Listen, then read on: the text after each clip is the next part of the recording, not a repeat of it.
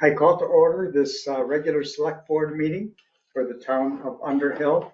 It is Thursday, August 24th, 2023. It is 6 p.m. Are there adjustments to the agenda? I have two things to raise. We can choose whether we want to add them. They just came in today, and you got an email on one of them. Because there was something that was forwarded by email, and that is the VTRANS study that was done on Highway 15. And the only reason we can consider, if we want to talk about it briefly, is that the hearing, the public hearing for the traffic committee, the state traffic committee, will happen before our next meeting. And if we want to weigh in anything, then we should add that. The second thing is a quote that came in August 24th today for the Beaver Deceivers. And again, our next meeting is the September 14th. And if we choose to look at that, then, he just has a little paragraph describing it. We have had some problems recently, and we may want to. Water was up to the road. Yeah, we may want to, especially with all the water coming out of the sky, we might want to deal with that. But we can adjust those if the board is willing to do that. I am one person on the board. I have more interest in adding this than the VTRANS thing because that's not so much in our control. I move that we add both of those to the agenda. Is there a second? A second for that. All in favor? Aye. Aye. Those are added to the agenda by a unanimous 3-0 vote. And we can do that, let's say, after the town administrator updates.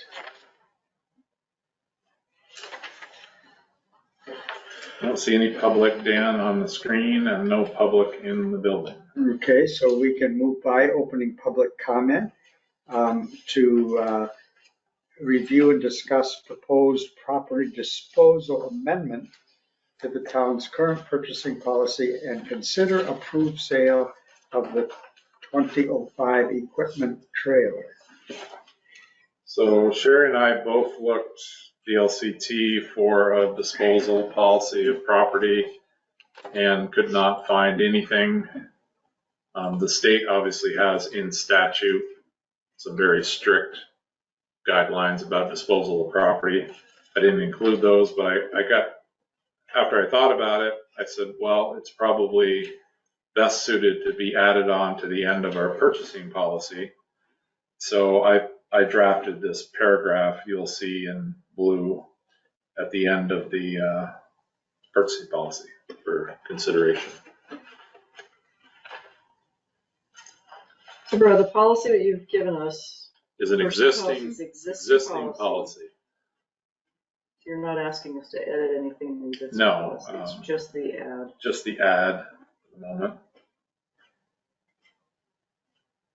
I like that idea. I think with the trailer itself, I put full responsibility on the select board for not, it should go hand in hand. We don't need to be spending more time on discussing things later. But if we're buying something, we could just easily ask the question, what do we do with what's left over?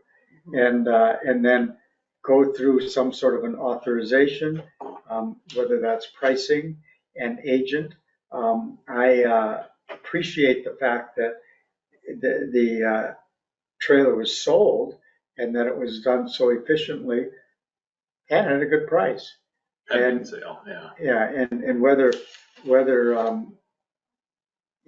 are having to do any rigorous,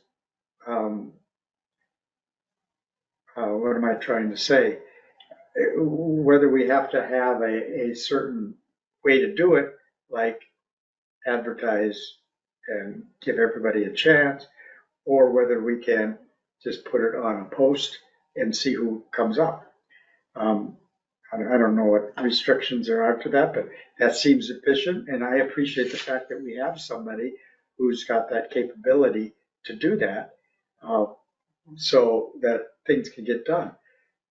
But I also agree that we should have a process, and that, but it be automatic so that we don't have to spend a whole lot of time going back and forth.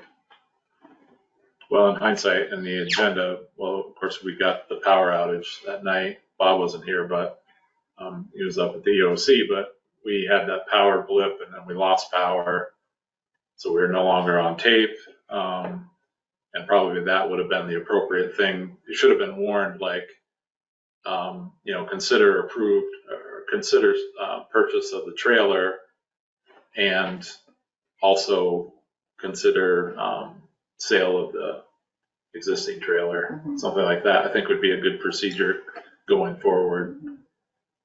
But then again, if something comes up, like I said, when the situation arises where town property is replaced or no longer found useful, it probably should appear on the agenda that you're going to do that or consider that sale.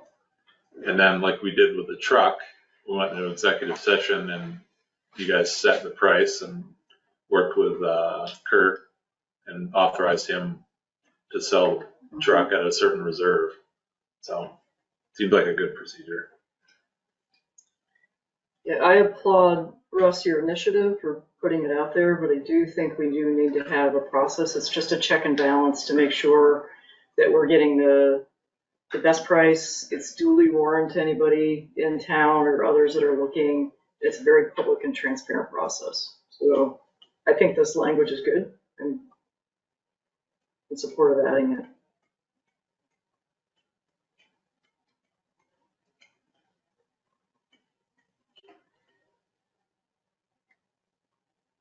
So I move that we accept this language. We can have discussion then on that particular wording that would follow up purchasing property or materials along with some discussion and decision on selling assets. Is there a second? I'll second that motion. Is there discussion on the motion itself, on the wording of that? Do you think it covers it?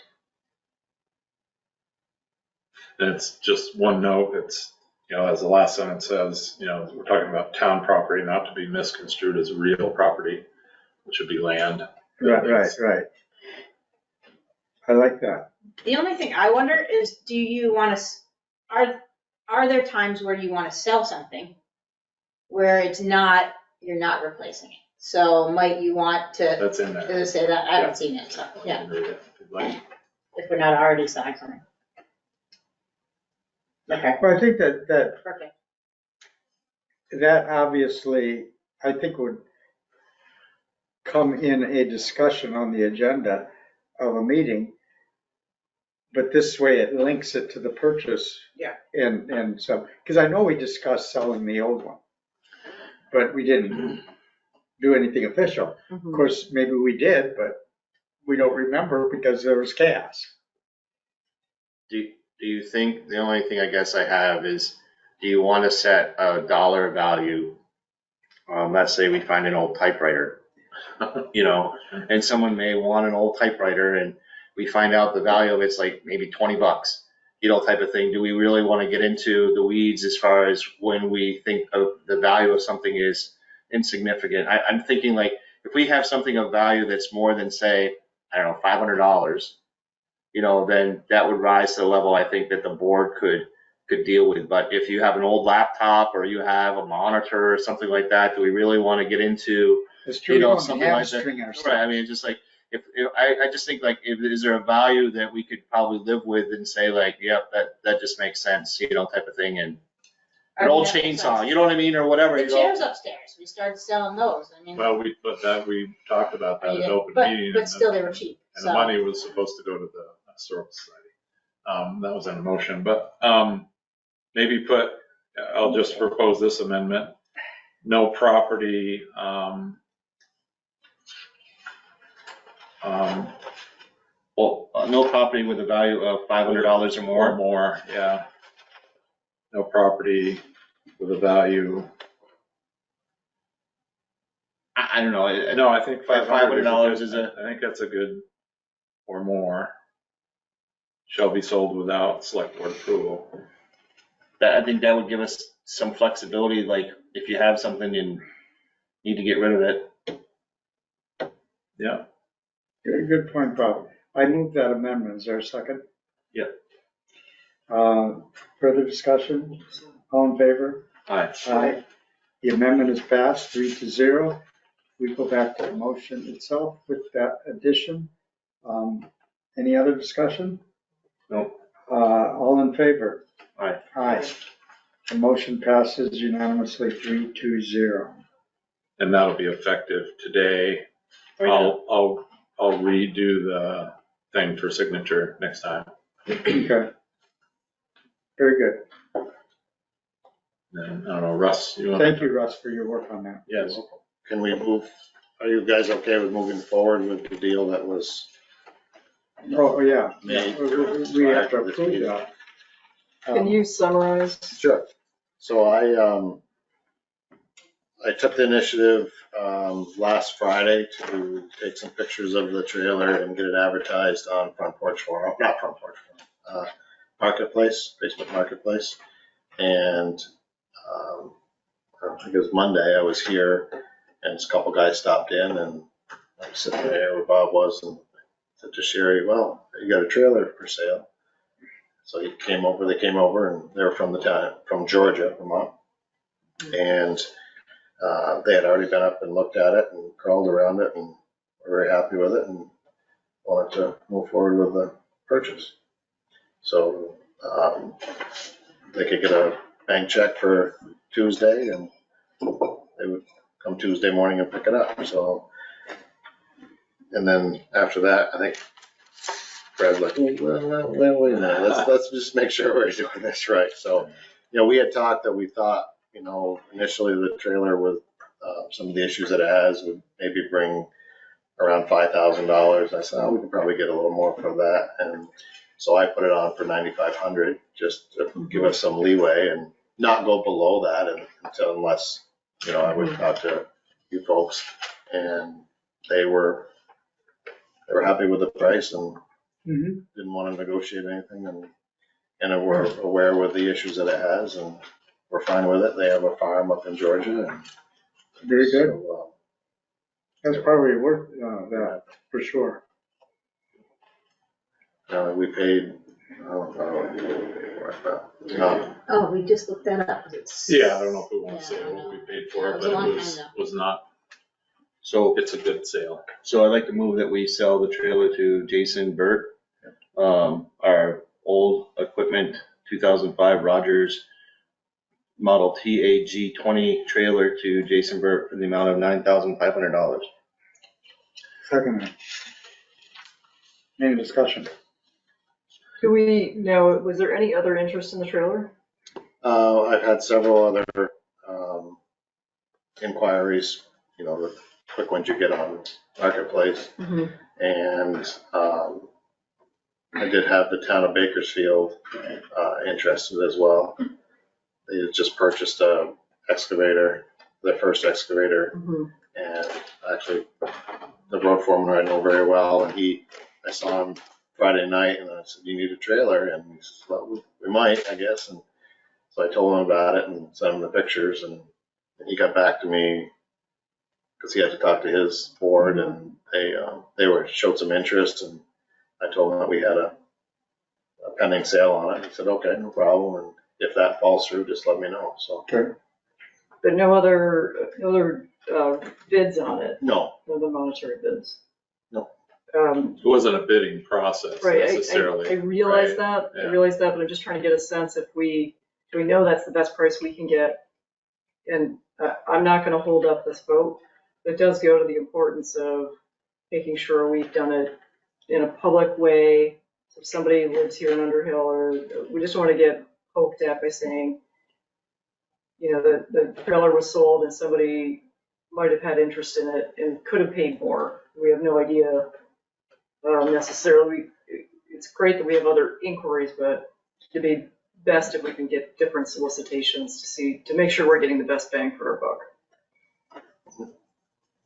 And I you're think- talking in general terms, and Just not general just about terms, this it's just their trailer, Exactly. about the process itself. And, yeah, But I think that's a good price. I think that's good for the town. and it's good for the person. It's fair. For We sure. didn't pay too much more than that. Right, exactly. So from that context, I would move without having just to fact check the bid process to make sure we're getting the most. I think it's a good price and I would go ahead and do it. Good. All in favor? Aye. Aye. Aye. The motion carries 3-0. What else you want? Captive audience tonight. Is it time? No, not quite yet.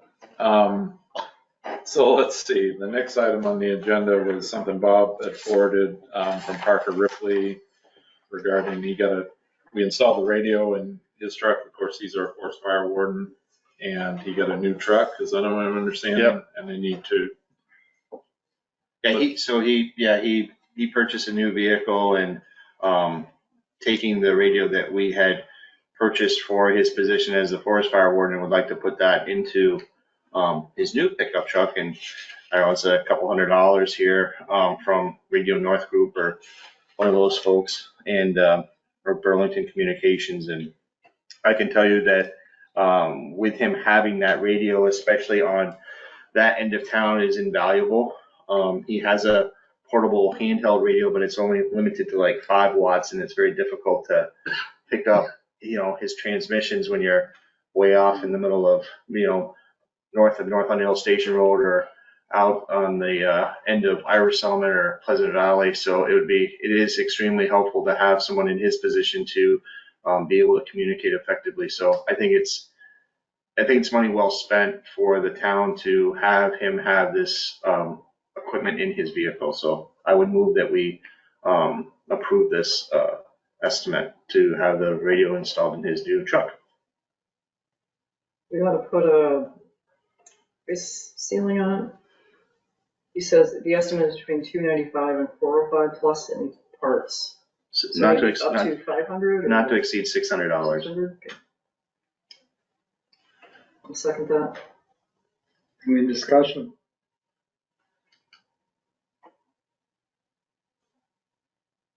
It's history that we have done this for other fire wardens. He's the first one. Okay. well, we purchased the radio for him. Right. It's Yeah, I get that. it's our property, so it's in his truck, and otherwise we'd have to just, I don't know. Okay, but it's. We want him to do his We job. did do it for him. Yeah. And it's not like he buys a new truck every year. No. So it's not a yearly expense. No, he said that this truck was gonna last him a while, type of thing. Everybody says that when I new vehicle. I know. But we're required by law to have a forest fire warden, so. Correct. And he doesn't, This I is don't think even gets a stipend, does he? No. a fair, He takes calls 7 days a week for burn permits, goes to forest fires. He's always responsive. I text him Yeah. if I need to burn, and he gets right back to me. So, Right. good, That's good. That's just good for the general public record to note that. right. So, all in favor? Aye. Aye. Clarifying Aye. question, select board contingency? Is that what we put it under? Just, question. was that something that The we'll need to motion know? carries Sorry, I interrupted. Motion carries. Animal control. 2-0. Yeah, I think it's animal control. Fire animals. Well, it's public safety. But we don't have a separate line for anything in a general public safety. Guess it would go contingency. That's a good observation. You must know something about finance. No finance. We'll have to build that in the budget. I'll either put it on, yeah, that's what I'm wondering is if we should have, I'm gonna check the public safety. Cause the signs that we do, that you do every year, if we just kept, that's kind of like public safety. Yeah, The, public The safety $1,500, Oh, yeah, the traffic I mean, control. that's traffic control, Yeah, public Public safety. safety. I'm wondering if we could just change that one and make it, and then just add this to that. This is only a 1-year thing, but at least then it's not, I think sometimes when we put everything into a contingency, then when we look back, we don't have a record. Right, right. Yeah, where I think if we have it in public safety. I think that's very good. So I'll just run that. And we can also, if we had a public safety miscellaneous, that if we're going to get in the habit, continue to have the habit of supporting the harvest market and paying for the law enforcement component. Yeah. And that might be something that we could draw from as well, to Okay. split that cost with Jericho. Public safety miscellaneous is what it's gonna be. Okay. You're up. Oh, okay. You're up. For the record, I'm Jennifer Silpicat's finance officer. And what I'm gonna do is review the fiscal year end that ended on June 30th, which was already a while ago. And for some reason, my mouse, hold on. Mouse. So a couple things to keep in mind is that it's not audited. Can I just stop you for a minute? Yeah. I wonder if you slip to that corner and talked, the owl might go to there and catch the screen. Is it catching me? Once you start talking, it will. Okay, I'm talking. Yeah, You so, see the screen? no, you can see yourself there. Oh, So maybe scoot around just a little bit more. Use that mouse. Oh, kind of like Van and White. Exactly. Right. well, you tell me if it works. I'll give it a shot. Okay, so anyway, a couple things. One, before we go through it. It hasn't been audited yet, and I haven't reconciled all of the accounts, so this is just really our initial, review of the year. And typically, when I review this with all of you on a quarterly basis, we don't look at the income side of things, because the income isn't something that we in our departments manage or as a town manage. We set our taxes, we make a best guess on our zoning permits, et cetera, but it's not important for us to review that on a quarterly basis because there isn't a lot that we do to affect change in those areas.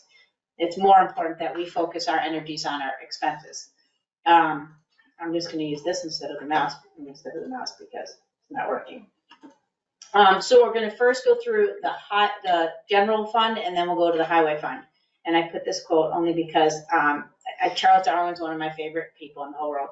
And it really is survival of the fittest. And what I've noticed in this last fiscal year, more than any other year, I've only been doing this for 5 years, is that although I've been working for the town for 23 years, I've noticed that this year there's been a cohesion between the select board and the town office staff. Everybody has worked amazingly well in this last year. It feels like it was easier this year. I mean, we've had a few hiccups, we had some turnover, but fiscal 23 went really smoothly from my perspective. I think that that's really important. So just like all the animals, we've kind of figured out how to survive, and that is through collaboration. So if you'll notice on the slides, I put page numbers in the corners, and this is important because I don't expect you to absorb all of this right now, but you can go sit down and look at this at home and look at the slides, and the slides will match the highlighted ledger that I sent all of you. And I do, if you wanted to follow along, do have printed out copies of the ledger if you want it. Anyone? Sure. Yeah. Okay. I need my own in case you ask me questions and I need to take notes. So we're going to start with the income. And the most important thing to note, if you look on page 1, is the total property tax income. It is above what we originally budgeted by about $183,000. Sherry and Brad and I actually talked about this today, but it hasn't all been reconciled, and and Amanda wasn't here actually to kind of confirm all of this, but we finalize our budget we work on our budget in the fall. We finalize our budget in January, and Amanda doesn't lodge the grand list until April. So we also had the reappraisal. So there's several moving targets that happen before that tax rate is set. And keep in mind that we're talking about the municipal tax rate, not the school tax rate, so that's separate. The other thing that affects our income is, and I'm not sure exactly how that would affect this line because it's related to school tax, is that there's a lot of people whose income fluctuates from year to year, and some years they'll get a tax, what's it called, prebate, you know, the tax credit, and then some years they don't. But that I don't believe would affect this because that's, I believe, is only affects the school tax rate, not the municipal tax rate. But we, having said that, we also have a lot of people who homesteaded, whose homesteads were have been not been filed on time also. So there are some moving targets from the time that we budget and the time that it's finalized. That our revenue is about 16% higher. If you look further down the page, you'll see that dog licenses are down, zoning permits were down considerably, and so those incomes were down. And then we had two significant miscellaneous income that we hadn't anticipated at the time when we were budgeting. One was the housing grant, which I'll talk about in a second, and then also some miscellaneous grant income. Housing needs grant, that's the Harvest Crossing, and you'll see that at the bottom of page 1 under housing needs grant.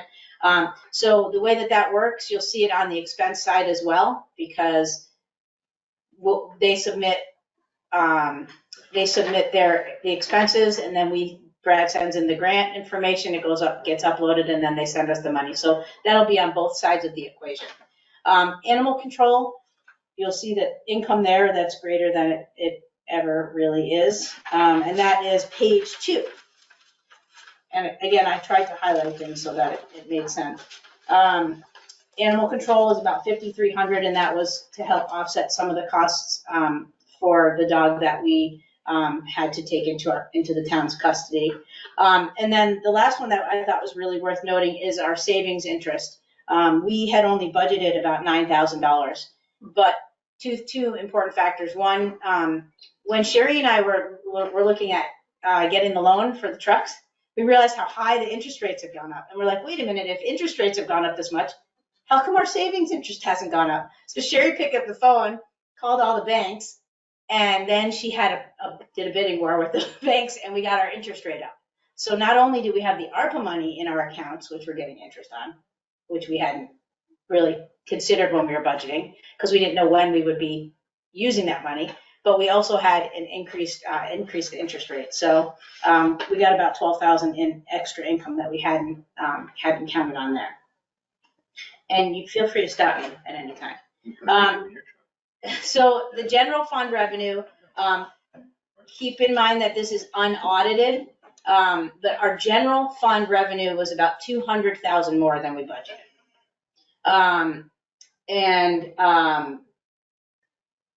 So that's just something to keep in mind. And then moving into our expenses, we'll work our way down. I grouped them together a lot, but starting on page 2 at the very bottom is the select board expenses. Overall, the select board is a little bit higher, but at the bottom line of the select board, it's kind of a wash. Select board came in at about 114%. The main reason why, and I'm not gonna point out everything, but the main reason why select board is higher than budgeted has nothing to do with anyone. It's the HRA. And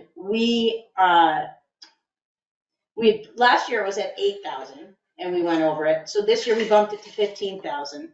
And so that's why we went over budget. But it's very difficult to predict HRAs because it's based on employees' medical stuff, which you cannot predict. So we'll definitely take a look back and see and we also changed our insurance policy, so our deductible was higher. So I don't know how much that affects it because, again, it's people's individual medical stuff. So as the town finance officer or town administrator, we don't see people's we don't see the individual amounts, so we don't know what's gonna happen from year to year with HRAs.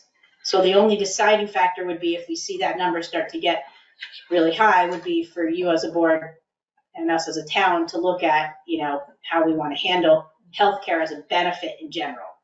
And I'm certainly not suggesting that we'll change that, because the health of our employees is pretty critical to our success. A couple things that helped us offset some of the high HRA costs, certainly, and the other cost that for some reason we didn't have in the budget at all was the minute taker that year. So, but our legal fees were under, so that really helped offset that expense.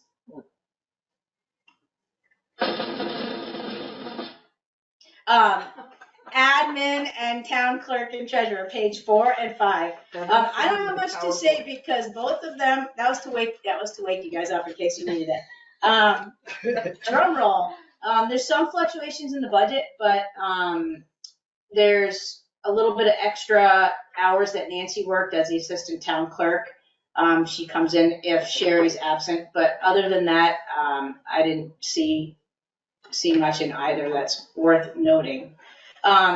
Finance and assessing, pages 6 and 7. So what hit us in the finance end of things was that the audit was budgeted at 15,000, and it came in at 18. So then for fiscal year 24, which is what we're in, we bumped that up to 20, and I think it's coming in at 22. And you'll recall going forward that I'm planning to get an RFP ready to go, and so are quite a few other towns. So we're all going to piggyback and work on that together. And there's only 3 or 4 audit firms in the Northeast that we probably want to get a bid on, but we will, and we'll see what happens. And then the other thing that was in the finance that wasn't budgeted, and that's midway down page 6, is that we decided to, and I don't know how this got decided or why it went into finance, but I agreed to it, so I'll just take the hit for it. Because it ended up being really great.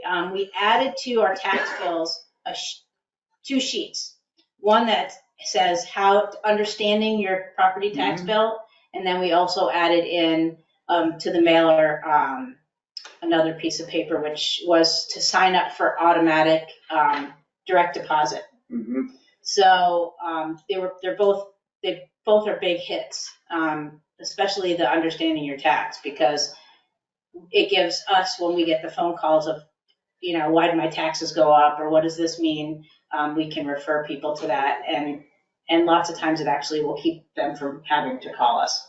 That was my suggestion when we had the delinquent taxpayers, and we had so many people saying that they had set this up with their bank as an automatic pay thing, and the bank, for whatever reason, messed up on their end. And I believe many residents believe that their bank is going to get the check here, but it's different than if you give the town, the ability to, or the money's, automatically moved. Right. Instead of having a check that's actually gonna come, if it gets lost in the mail, it's still. Bill pay. Yeah, the bill pay really messed people up, for sure, And because so there's no guarantee. So that's why I like, maybe if we sent out a mailer, that would help alleviate that. So I'm hoping that we got see over different 30 back right away, like within. Yeah, I'd say we've got more than that even. Yeah. It's good because it's heartbreaking. All these people, I want to pay my taxes, and then they. Yeah. So that was really good. And then in assessing, I know you'll recall this from all of our other meetings this year, but we promoted Amanda to the assessor. So if you look at the lines under assessing income and benefits, those are higher than what we budgeted. But then if you slip down to about midway through and you look at the total assessing professional fees, you'll see that we had budgeted $32,000 and we only spent $375, and that's because we promoted Amanda in tandem with canceling the contract with Vermont Appraisal Company. And I think all of us agree without question that it's been a great move, and Amanda's doing an amazing job managing that stuff. So, I think that was that, okay, yeah, so that's that, and then, moving right along to, hold on, did I miss one? Yep, town hall. Okay, the next area is pages 7 through 9. And we might as well start on the top of page 8, under technical expenditures. The reason that is over budget is Tech Group had raised their monthly rate, and that they're the company that takes care of all of our cybersecurity and all of our technological issues and manages our server, etc. We also made the decision and finally bit the bullet on a new website, which we hadn't budgeted. The schoolhouse is now paying property tax. That happened with the reappraisal. That was something we hadn't budgeted before. But when Sherry negotiated the rent for the next term, which I forget if it was a 5-year or 10-year. Post office, you mean? Yeah. Oh, what did I say? Schoolhouse. Oh, yeah, post office. Thank you. We increased the rent, so the post office is paying, it's paying the taxes. And then animal control costs were high because of having to largely because of taking in the dog that we had to take in. Much of that was offset by the fundraiser, but not all of it. And that's that. Planning and zoning, moving down to page 10. I don't see anything there.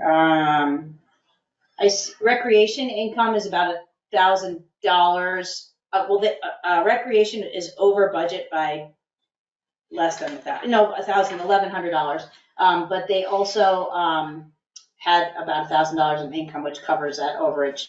And the recreation looks low here because, as you recall, we did all the work at the town pond, but that was ARPA, so that didn't come out of their budget, so that has nothing to do with it. So their expenses are related to, managing the town pond area, maintaining it, mowing the lawn, all the stuff they do there, and the Moore Park, etc. And there's porta potties at the town pond and things like that.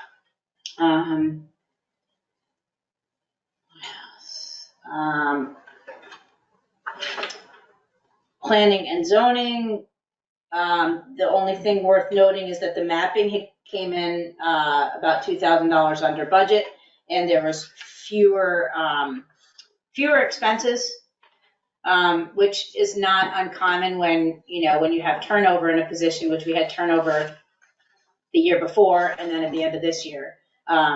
So we had a little bit of a surplus in that area. And then conservation and energy didn't spend their budgeted amounts on anything. So that gave us another $6,000 that we didn't spend in expenses.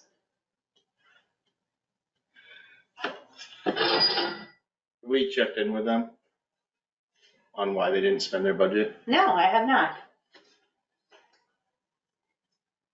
Don't they usually do presentations, or do they do that only during budget time? Well, I think they had an initiative to do some publications about energy efficiency and so forth, and I think they were planning on doing a bunch of brochures, but I don't think that ever came to fruition. Yeah, I don't remember, but. And then the year before, they purchased the door blower, or the blower door, whatever it is. We would want to check in with them before November to find out what their thoughts are for Next budget season. this next budget season. Yeah, absolutely. You're talking about energy or All of them. conservation? I can go back. Conservation and energy, neither of them, if you look on their page, Conservation spent 10% of their budget and energy didn't energy spend spent it. zero. They had $4,000, they spent zero. Conservation had $2,200, they spent $200. So Bob's question is, what are their plans for this year? But we definitely meet with all the committees and we send out something so that they submit something to us in a timely fashion for budget stuff. And usually I believe they come talk to the board before that, so. I just hate to have it get, they just had a one-off year that, if we go to look at their budget for this year for, proposing for next year, that might really hurt them.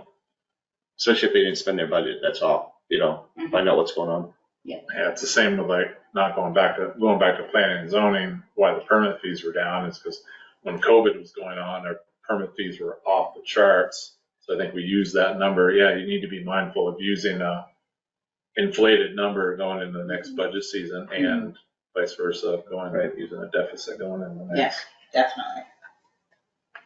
And then the cemetery and the stonework, that'll be a good one to get on top of, because that was something that your department often, that always came from your department, so. Cemetery? Yeah. Oh, the one up on Sand Hill? I think that's the one, but Yeah. they're supposed to do some stonework and some fence work, and it's been kind of on the books for a few years, but it's not something you ever would have thought of, so we can talk about it sometime. I don't know a lot about it. Sherry knows more. Brad probably knows more.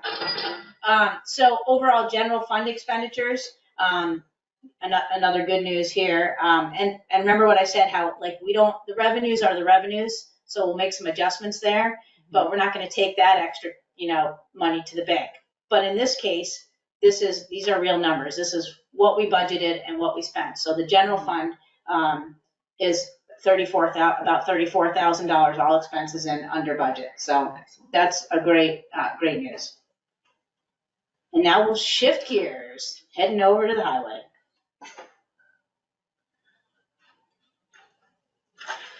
I was gonna do running water and mud and throw mud at you guys or something. All right, highway revenue. I put the slide on, I don't even know if you can see it, but keep in mind that you can always come back to it. A couple things that are worth noting is third item down, state aid. We received the supplemental highway aid again. So we always seem to receive 102,000, and then COVID hit, and I'm guessing that the state received extra money. So then they dole it out. It's not money we can count on or expect, but this year we got an extra 7,000 in supplemental highway aid that went directly into the highway kitty. Then also we sold the 2008 truck, F-350 for $12,000. So you'll see that in the miscellaneous income area.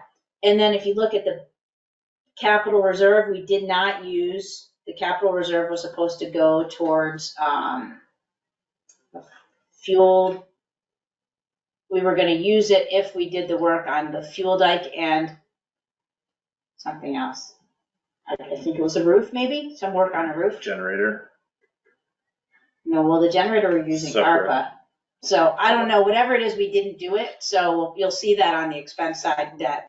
I think 10,000 was in the capital reserve for the generator. Yeah, that's true. It's in there too, but we switched gears. And then loan proceeds, you'll see an extra money in there. That's because that was to cover that paving overage that we had last year, which wasn't budgeted. So highway fund expenses. This one I just wanted to draw your attention to. Bottom line, at the end of the day, this doesn't hurt us at all, but it's just a point of management. And as a finance officer, I'm going to point it out. Although if you look at the salary line, it shows that we only spent 86% of what we budgeted for highway salaries. What I want you to keep in mind is that we're actually really over budget for salaries by $43,000. I don't manage the department. We've hired someone to manage the department, Russ Clark. So it will be his responsibility to manage the overtime, manage time and a half, manage the crew, manage the part-timers and all that stuff. But we clearly ate into considerably the money that we had budgeted for a highway supervisor, and we did not hire a highway supervisor during the year. So I just wanted to point that out. It's my guess that this issue has been resolved because we have filled the highway supervisor position. So We did. we did. We increased the budget on contractors. So that next whole section after salary and after benefits on page 14, you'll see the next section is called contractor services. We increased the budget line items on most of those just because of inflation, and we were concerned that the costs were going up because everything we were hearing, the costs were going up. But we actually ended up saving like $19,000 in contract service. I'm guessing, and I didn't have time to meet with anyone from the highway department to look back at this, but my guess is that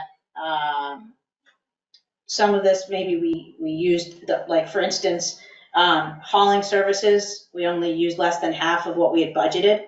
I'm guessing that that's because we had our road crew doing hauling and we didn't spend money having stone hauled.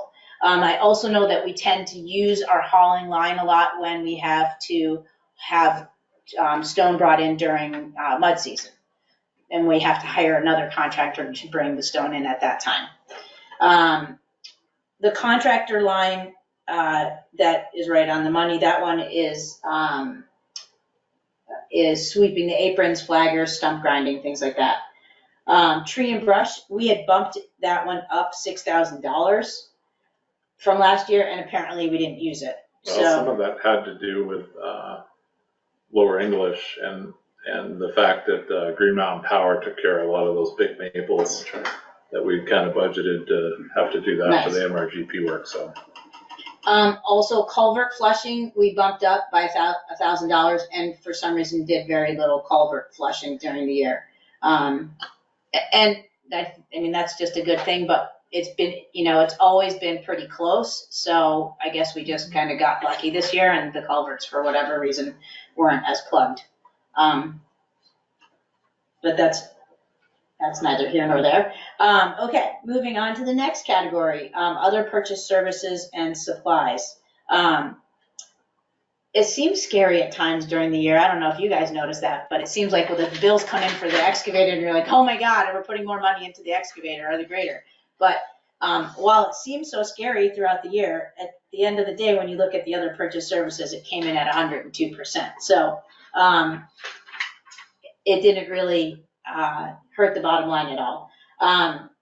But keeping up with truck maintenance, newer trucks, perhaps helped keep that budgeted line under $9,000 we saved.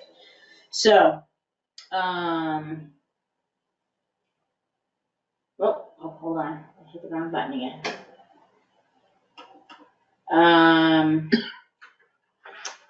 Small equipment, that was the only line item that was over the threshold there, and that one is almost 100% over because of the $3,000 generator that we purchased the day that the power was out and we had that big storm. So that's exactly what that one is. And then you'll also see it, technology, we had budgeted $0. It's a new line item, and we spent $3,700, and that's the new tablet and the new internet connection up at the garage. Or the new phone line. New phone line. With the dialer. Then moving to energy and road materials. I don't know what to say about the gas. We knew that was happening, which is why we budgeted. We went through, and Nate and I spent time we were watching during the budget season what was happening with gas prices so that we could budget correctly for this year. So hopefully we did. But I don't think we could have predicted there on the bottom of page 14 that our gas would be $77,000 for the year when we budgeted $45,000. We should change that to fuel instead of gas, because gas is really minute for us. It's diesel fuel, that is. The gas, Gas is Gas heating will- fuel. I mean, heating No, fuel. diesel. No, he's just saying Instead of, I mean, fuel, truck fuel, whatever you wanna call it, diesel fuel, Maybe. diesel fuel, oil, grease, right? yeah, versus gas, because we don't buy that much gas. Yeah, I think it's just a general. I think it goes to lay both. person. Okay. I can change it. You're right. I mean, it's mostly diesel.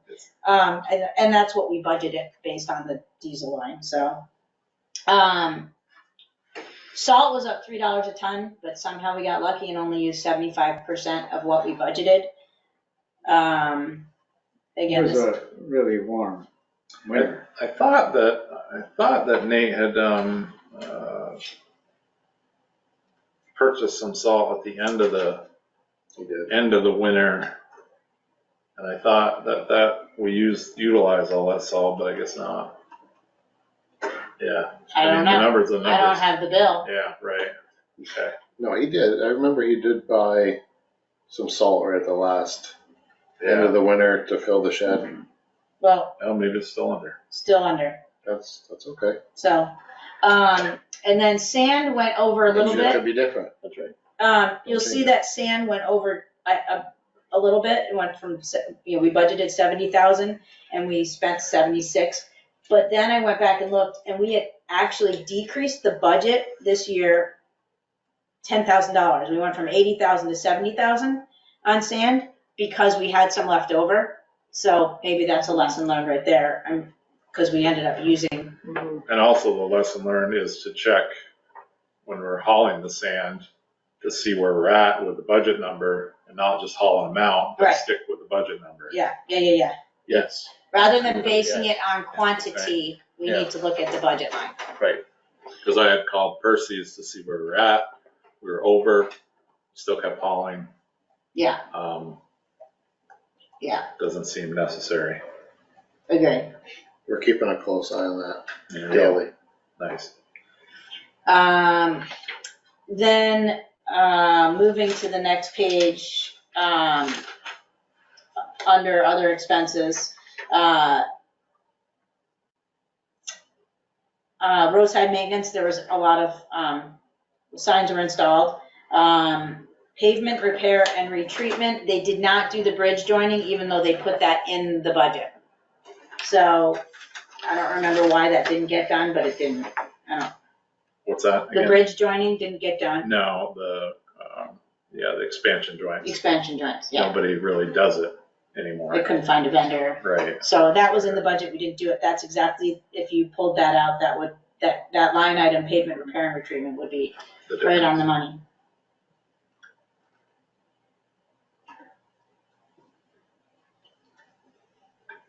Is that deemed unnecessary No, it's in bridge construction, no? no, I think it's necessary. I don't know much about it, but it's the expansion joints when you enter the bridge and exit the bridge, they need to be, It's like a rubberized yeah, kind they of need to be membrane. retreated. And I just don't think we could find anybody that was really doing that type of work. Hmm. What's the problem?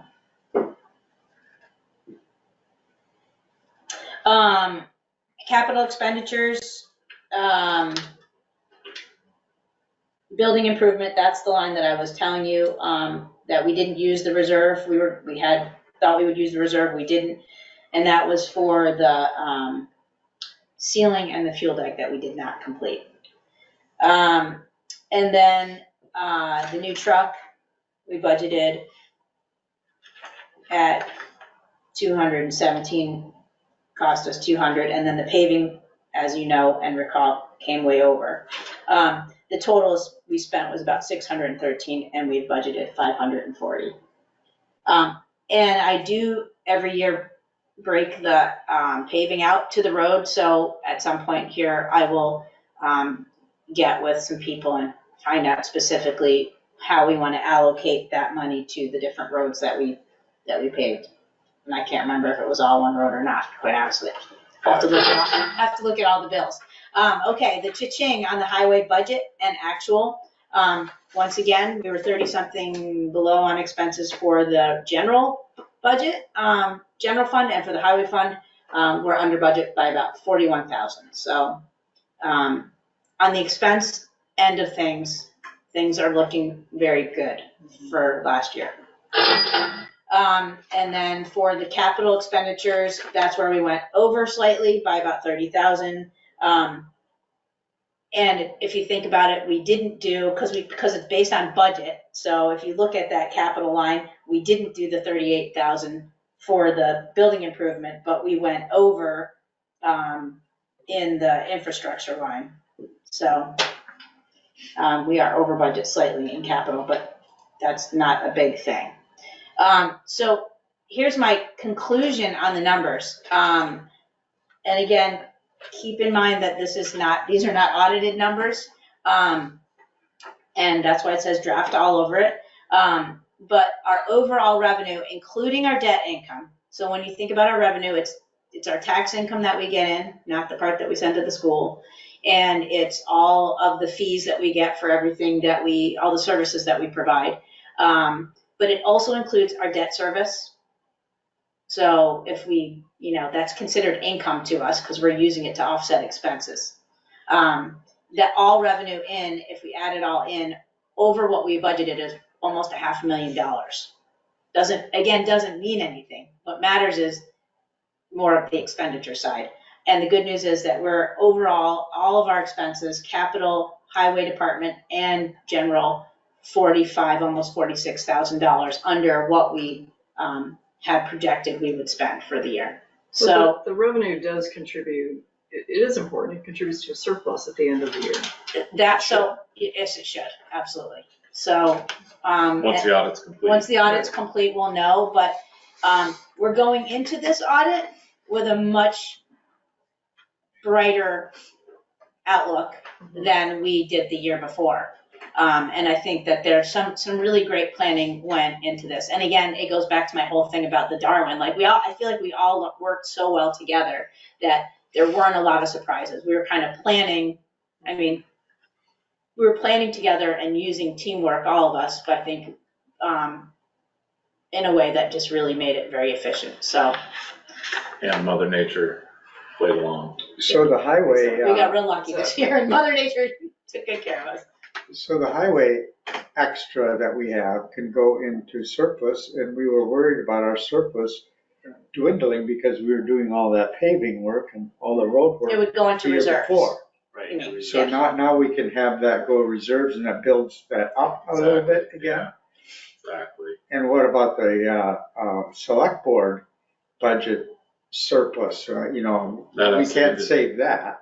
So highway always rolls over to the highway, correct? Yeah. And then general fund, the voters decide what to do with the surplus, but you could propose on the, in town meeting with the articles, what you'd like to do with it. So, but the good news is, is to build up that highway reserve so we have a cushion. That's really key. Because man, if it ever hit the fan one day, it's just, it's nice to. We're gonna get into it, but we could have really, gotten really, upside down, so to speak, with that whole excavator, situation. So, you never know. It's good to have. It's good to have a cushion. Right. It's good to have a cushion so that when bad things happen, that we have something to go back to and don't have to go to the taxpayer to, say, we need to get a bond right away. That we have some money to try to keep everything going right.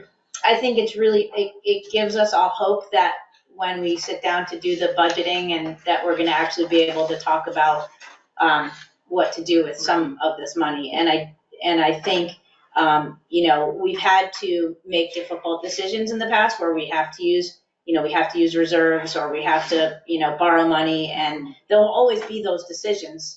What's the best thing to do? But it's kind of a great opportunity to be able to ask the taxpayers, hey, can we put this much money into highway reserve? Can we put some money into the, town contingency funds? So hopefully we'll be having that discussion in the next, I'm going to say October, November. Well, we're really going to want to have more conversations with the Highway Infrastructure Committee because there are some years where it's going to get pretty tough. So we may want to, if we do have any surplus, may want to consider really putting some money into that highway infrastructure capital fund so that when that comes, you know, a couple years from now, that it's not such a hard pill to swallow. Because it's gonna get tough here in the next few Yeah. years when we have a lot of robust projects that need to come up and trucks need to be replaced and everything like that. It's gonna be almost a perfect storm. So I did speak with a couple members of the Highway Infrastructure Committee, just kind of had financial discussions like we do. And one of the things that we talked about, perhaps at some point proposing to the board, and obviously then I'm going to find the page, would be something to discuss with everybody here, is that supplemental highway state aid that we get, that's for the class 2, class 3 roads. One of the things that we talked about doing, and this came up in conversation last year and it's coming up now, and I think now it's coming up at the right time, would be, we know we're gonna get that 100,000, 102,000, 109,000, whatever it is. It appears that it would be real advisable and a great way, because regardless of whether there was a surplus the year before or not, whether it was a good year or a bad year, to always take, for now, until we hit maybe perhaps 500,000 in highway reserve, 500,000, I don't know what the magic number is, each year to take that supplemental highway income and just put it into highway reserves.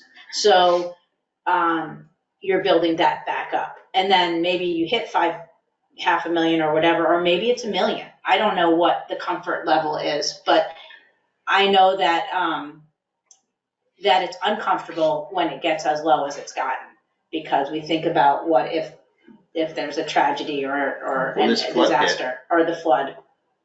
Right. You know, a lot of towns that are not in a good position. Underwater.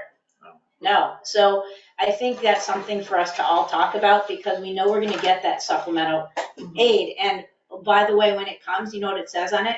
Class 2, class 3 roads. That's what it's for. Well, I really truly think the purpose of that state aid money was just that, to put in a reserve to do capital projects. I bet if we researched when it came about, when that all came about, and it came about when the highway classifications came about. I don't know how long state aid's been happening, but probably, I think since 1973 maybe. But yeah, it's a guaranteed, it's a guaranteed money you're gonna get. And I think it's a perfect opportunity, to put that in the reserves. Because then, I mean, if you think of it kind of like, it's like an emergency fund. You know, if you've been doing that, if all the towns had been doing that, and they had it for this flood situation, you know, if we'd been doing that, we would have had whatever that number is. Well, there was a time where we had over $500,000 in the reserve, but we did all those projects. It was 2020, 2019. It was right when COVID hit. We ganged all those projects up. We were counting on borrowing the money, but then we had the projects done outside the fiscal year. And then we didn't get the bond. We didn't get the bond, or it wasn't a bond, it was a loan, but it should have been a bond. But anyway, we dwindled all our reserves to pay that off, but we didn't incur any debt. So now's a good time we're in a good position to start to beef it back up. And this would be in a year where we have hopefully other surplus to use and, you know, to put into other reserves and other things, and perhaps even more into the highway reserve, hopefully. It could be a year where we actually start to really build the coffers back up, which I think would give everyone a sense of comfort. For non-highway expenditures, so general fund expenditures, all the other departments, can we take those funds and put them into the highway department? Yes. We can make a decision No, to do well, that. the voters can. Right, but we can make a recommendation to do that. Exactly, and we've done that before. Mhm. Yeah, Absolutely. You just can't take highway funds and put them into the general fund. Once they get to highway, it has to say highway. That's correct. We can go the other way, Yep. so, all right. So that's part of why you never have to worry about if your general fund contingencies get high and then something happens and you need it for highway, you can always use your reserves. Your general fund reserve funds can be used unless they're specific reserves. They can be used for highway. You can transfer them over. In a given Can't go the year, other but way. you can Can't go the other way. reserve them and to do that later. Well, if it's a reserve for one thing, it needs to be kept for that thing. But what Jennifer's saying, if there's contingency funds that are available and not restricted, they can be used to offset highway expenditures. Yeah. So depending on, I mean, once we get to the final number, my thinking is taking at least a portion of it and push it over to the highway department so that we have that, we push the reserves in the highway department and we keep it there. So it's not Be a tappable. little careful with that though too, because if you get yourself so tight on the general fund part, you Right. can't go back the other way. Right, so exactly, you don't do It's the a- whole thing. It's a balance. Right, you Yeah. don't do the whole thing, we'll check out where we are Yeah. with general fund reserves, but it's a good way to push the money over there and we can't tap it. Correct. Leave it for the highway department and we'll start building those Yeah. reserves. And next month, same time next month, I'm gonna do a balance sheet review. So we'll be talking about where we're at as far as where money is in contingencies and reserves and et cetera. And ARPA, all of those things. So you'll, then we'll have some pictures of what happened at the end of '23. So as we start the budget process for '25, we can make some choices and you guys can make some recommendations. So, Awesome. thank you. Done. Well Feel done. free to ask Thank questions you. anytime. Call me, email me, anyone, Okay. anytime. I love talking about finance. I know you don't, but I do. It was really fun to put Yeah, together this sure. presentation. Kind of got me a little excited, I'm not gonna lie. So, thank you. You did a nice job. Great, Thank you. great work. You know, and all the versions of the budget we went through last year, and this in and that out, and all the edits, it works to really put together a final product, and all that work paid. Yeah, I definitely think so. All right, so, town minister updates. So last time I gave you a copy of the firm that Trinity County Regional Planning had chosen for the sidewalk study. They're a firm out of Boston. And that's a grant that Nick applied for, received. We put the match in the budget for fiscal year '24. So I followed up with Sarah Pelly. He's the engineer that's in charge of the project for regional planning. Thank you. And we walked the sidewalk, right? And I kind of just relayed to him my thoughts about connecting Moore Park to the Historical Society in the pond. And I asked him, I said, are we locked in with this scoping study? Are we locked into reviewing the whole thing? And he said, no, we can change the scope of it if we want. If we wanted to, discuss that with them and say, well, we'd just like to take care of this middle part ourselves. If you could scope from Beartown down to Sand Hill, and then maybe from the Historical Society up to Tomasi Meadow, and figure that out, they could do that. So we have some options, but I just need to know, I have some ideas. I have some ideas that I've already called the sidewalk people, the IMS, and I'm going to set up an appointment with him just to take a look at this section. Sorry, I'm distracting. That's distracting me. Oh, keep Sorry. going. Bradford, sorry. Okay. It's all good, keep going. Okay, sorry, but so I'd like to get the sidewalk guy out and say, okay, if we had this sidewalk prepped, could you give us a rough estimate based on the footage, what it could cost, right? And then we could kind of put together some numbers and see if the ARPA money we reserve could get that done, right? And maybe these folks with the scoping study could take a quick look at kind of what I prepared, and maybe they have some creative ideas how it could get it changed a little bit. But I figured it would be, if we could get a rough idea of what it would cost to install the sidewalk, and then if we got a number on like kind of what it would take to prep to install, then we'd have some rough numbers.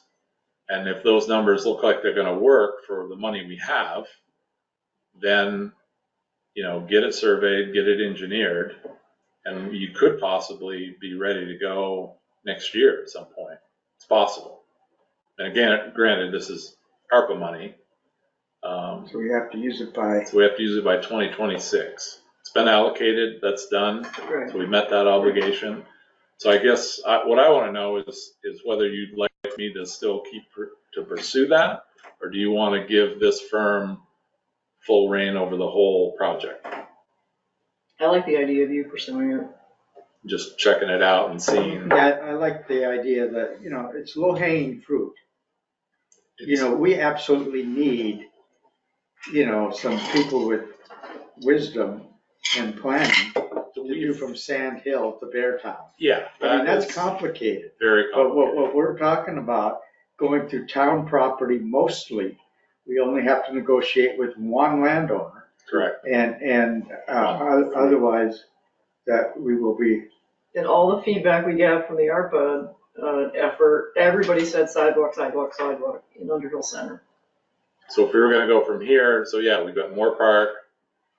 My idea was across the road, go onto the frontage of the Diffendorfer property, all within the right of way of the road. And then we get on to historical society or our property again, and then to the pond. Mhm. And then whether we wanted to get to the school or not, that's it. Cy and I are both in agreement, with the retaining wall against that side bank could be a lot more expensive than the money we have. So you want to, yeah. So, but if somehow could, and we've got good soils here for the most part. It's just preparing the surface, and IMS, those guys are do incredible sidewalk work. They do all the sidewalks, and I get bored just about everywhere. They're a landscape company, but they do incredible work. I think So, doing that,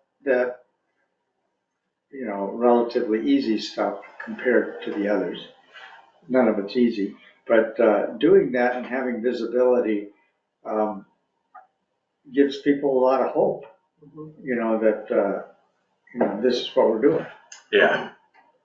Yeah, I think so. And we'll just see. I think just knowing what the concrete cost would be, if you could give me a per foot price. Mhm. Yeah, and they probably have those numbers at their fingertips.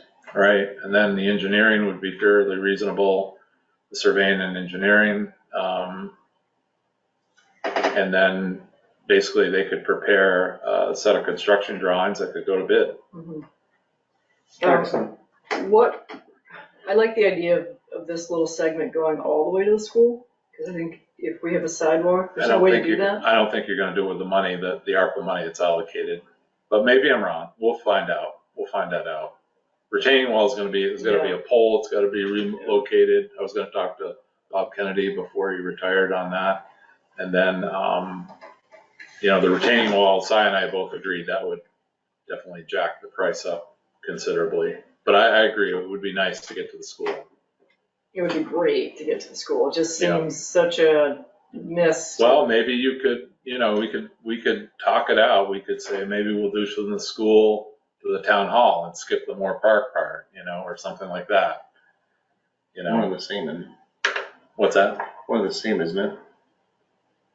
Yeah, kind of. Well, if we did the school, We're talking the central school, not the Yeah, historical central society school. school, right? So, yeah, once they get to the town hall, it's basically, building a crosswalk across the street and they can walk on the they're gonna grass. walk on the grass. Yeah, right. So I don't know that we really need to build too much of a sidewalk into Moore Park. I think that if you build it to the town hall, it's just like, they should be pretty much home free. They've got a parking lot to navigate, and they can, if we build a nice crosswalk to get to Moore Park, which we probably should do anyway.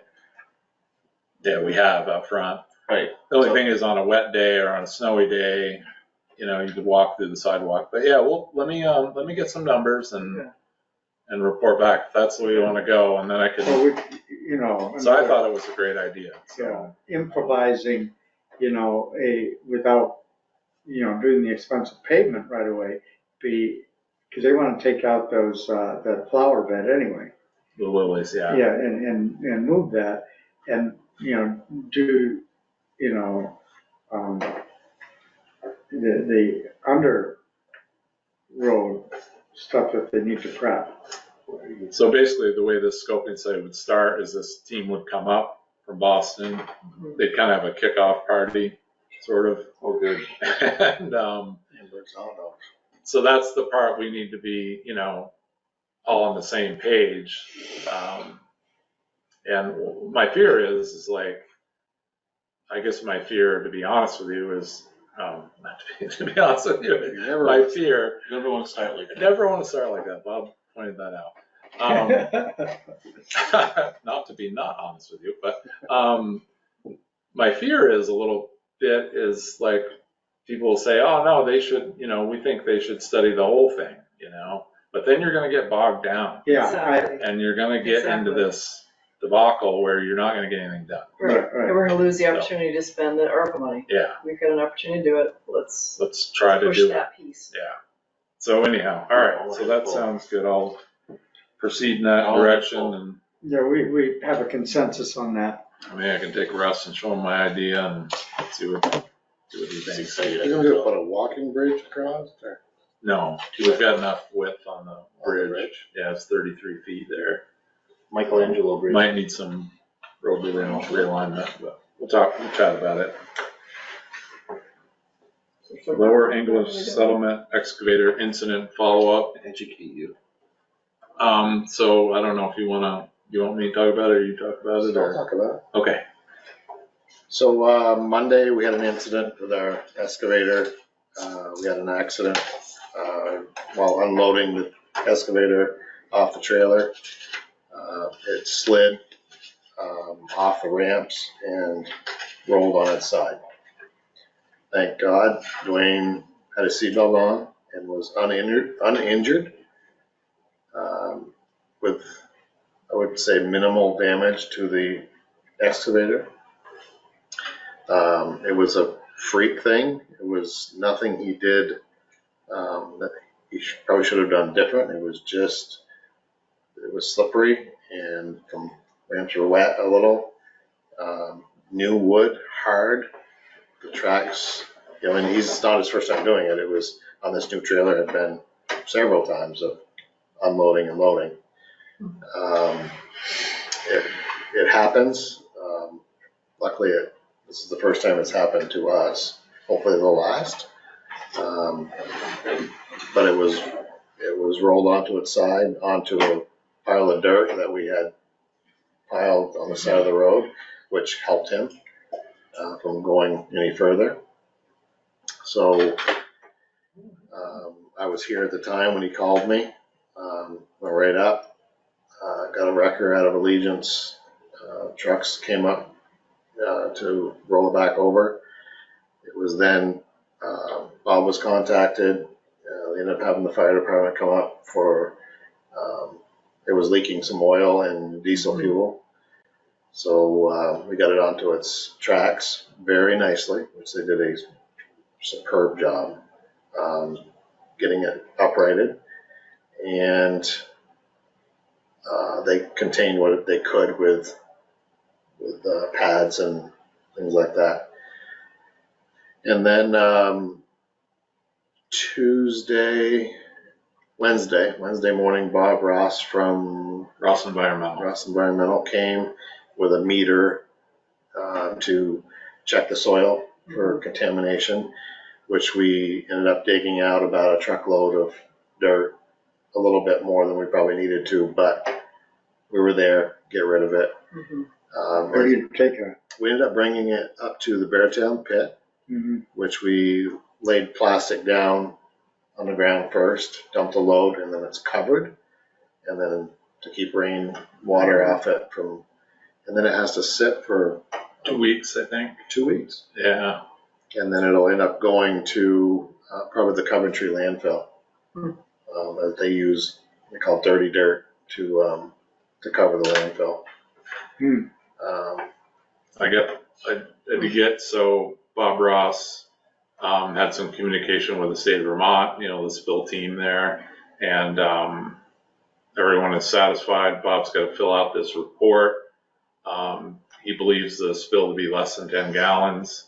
The state was satisfied. So as soon as the report gets filled out, then I think he has to test the pile itself before it goes to Coventry. I think that's the thing, but I gave you that. Okay, that's a correspondence of all what happened.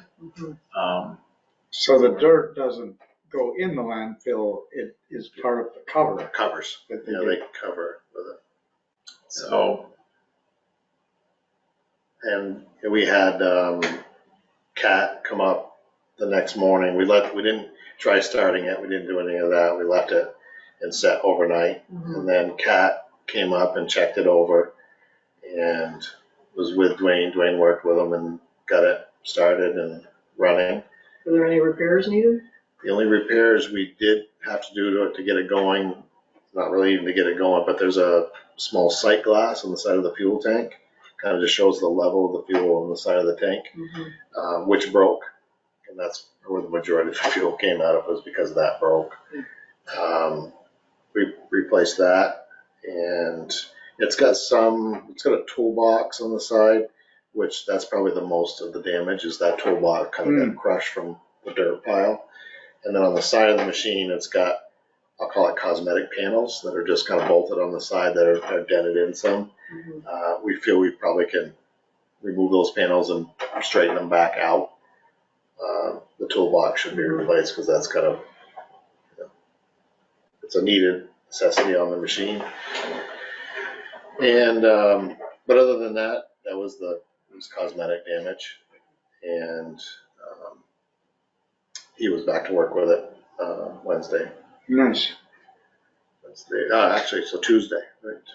Happened Monday, so Tuesday, he was back to work with it Tuesday. well, or Wednesday, Bob Ross came. Well, he finished doing Oh, I some see. work on Tuesday Oh, okay. up there, and then Bob Ross came Wednesday, which we dug the dirt out.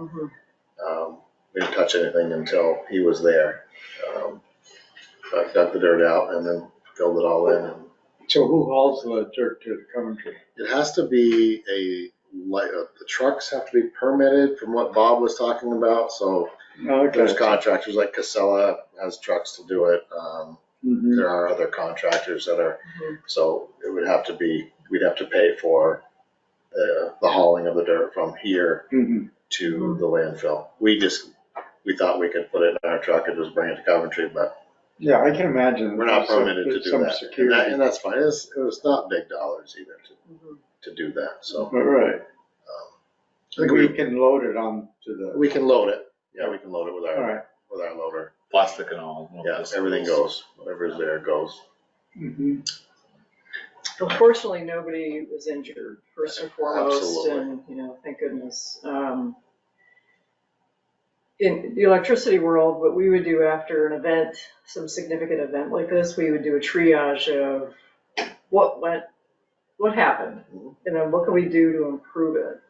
I'd like to ask that question. Have we done anything like that? We did. Specifically? We did it What actually. could be done to that? We Let did me it actually finish. a couple times. Let me finish. Oh, I'm sorry.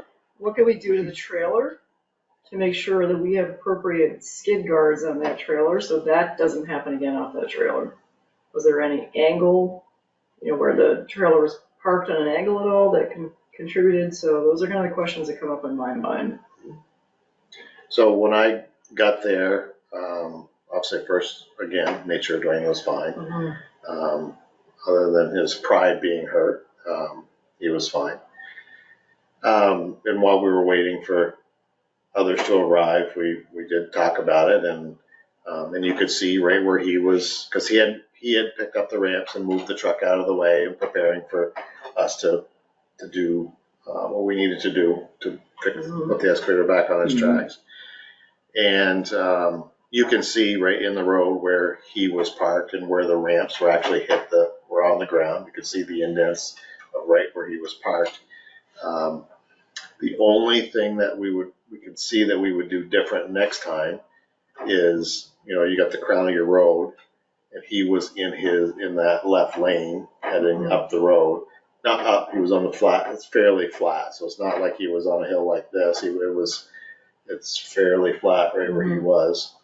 And then just the crown of the road, he was sat on the left side of the road to unload. We're giving enough pitch. It's not a huge crown either, and it's very small of a crown, but he was on that side, and we talked that probably if we were to do it again in a situation like that, we'd probably just not worry about traffic going around. We'd park on the crown and unload or load on the crown.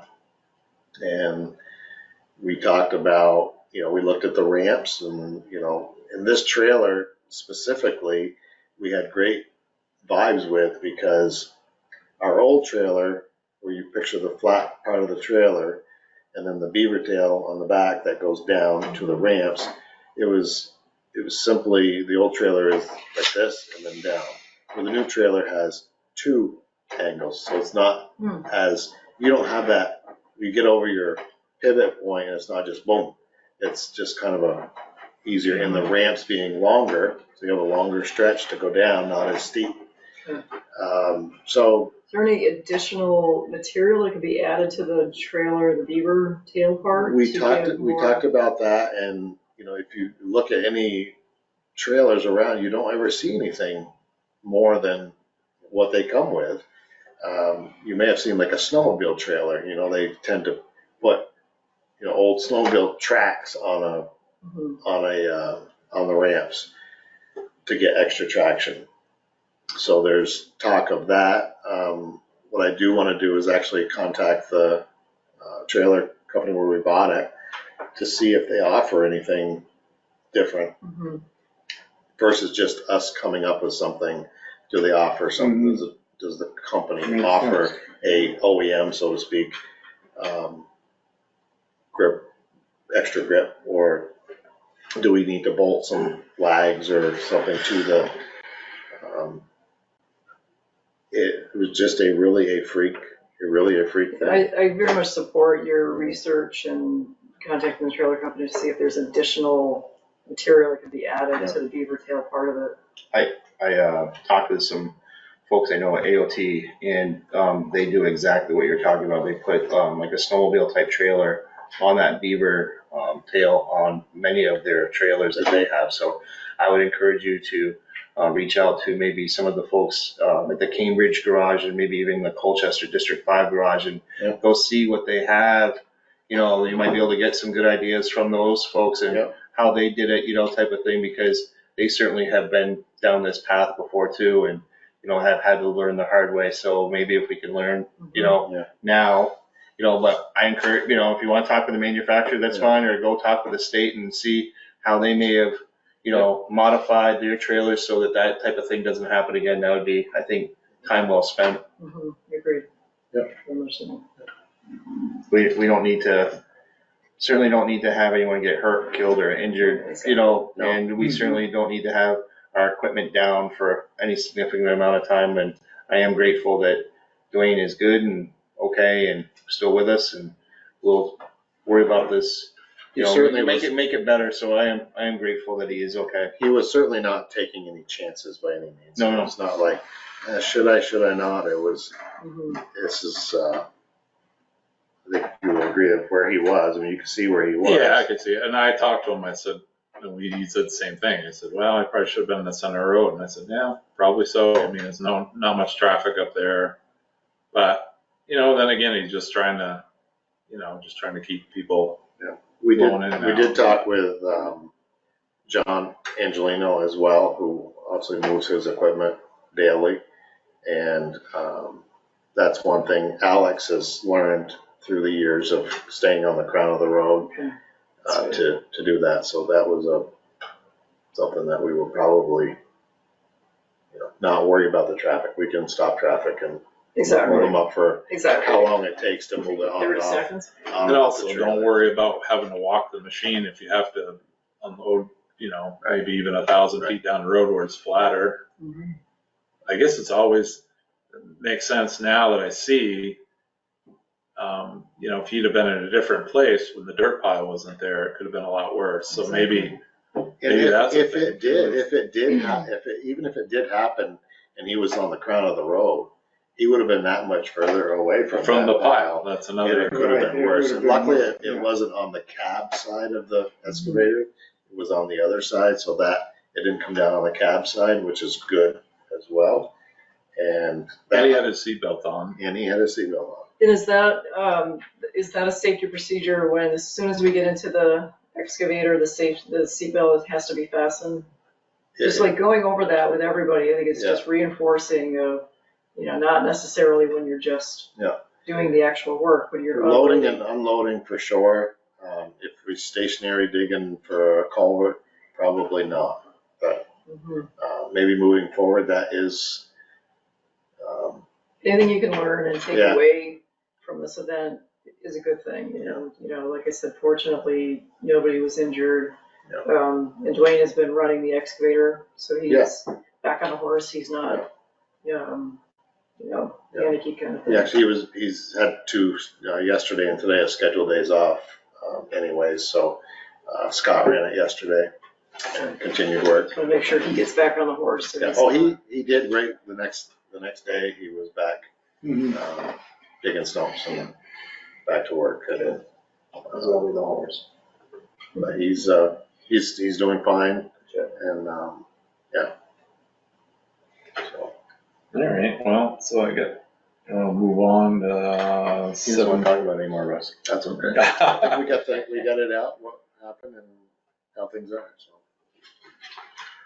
So 7:30, I included the VTRANS 1111 permit for the Harvest Market, standard permit that's specific to Route 15 in order to create no parking on the, And that's all done. We don't have to move that. we don't have to do anything, but I did want to let you know that I reached out to the church to see if I could get them here tonight to talk about Park Street and some of the park and some of those issues, like Bob pointed out last year about people cutting through that Jericho side, and they're aware of that, but they couldn't make it tonight, Bob, but they said they would come the next meeting, which is a week. We really need to put some type of physical barrier up in that area to prevent something going wrong. Yeah.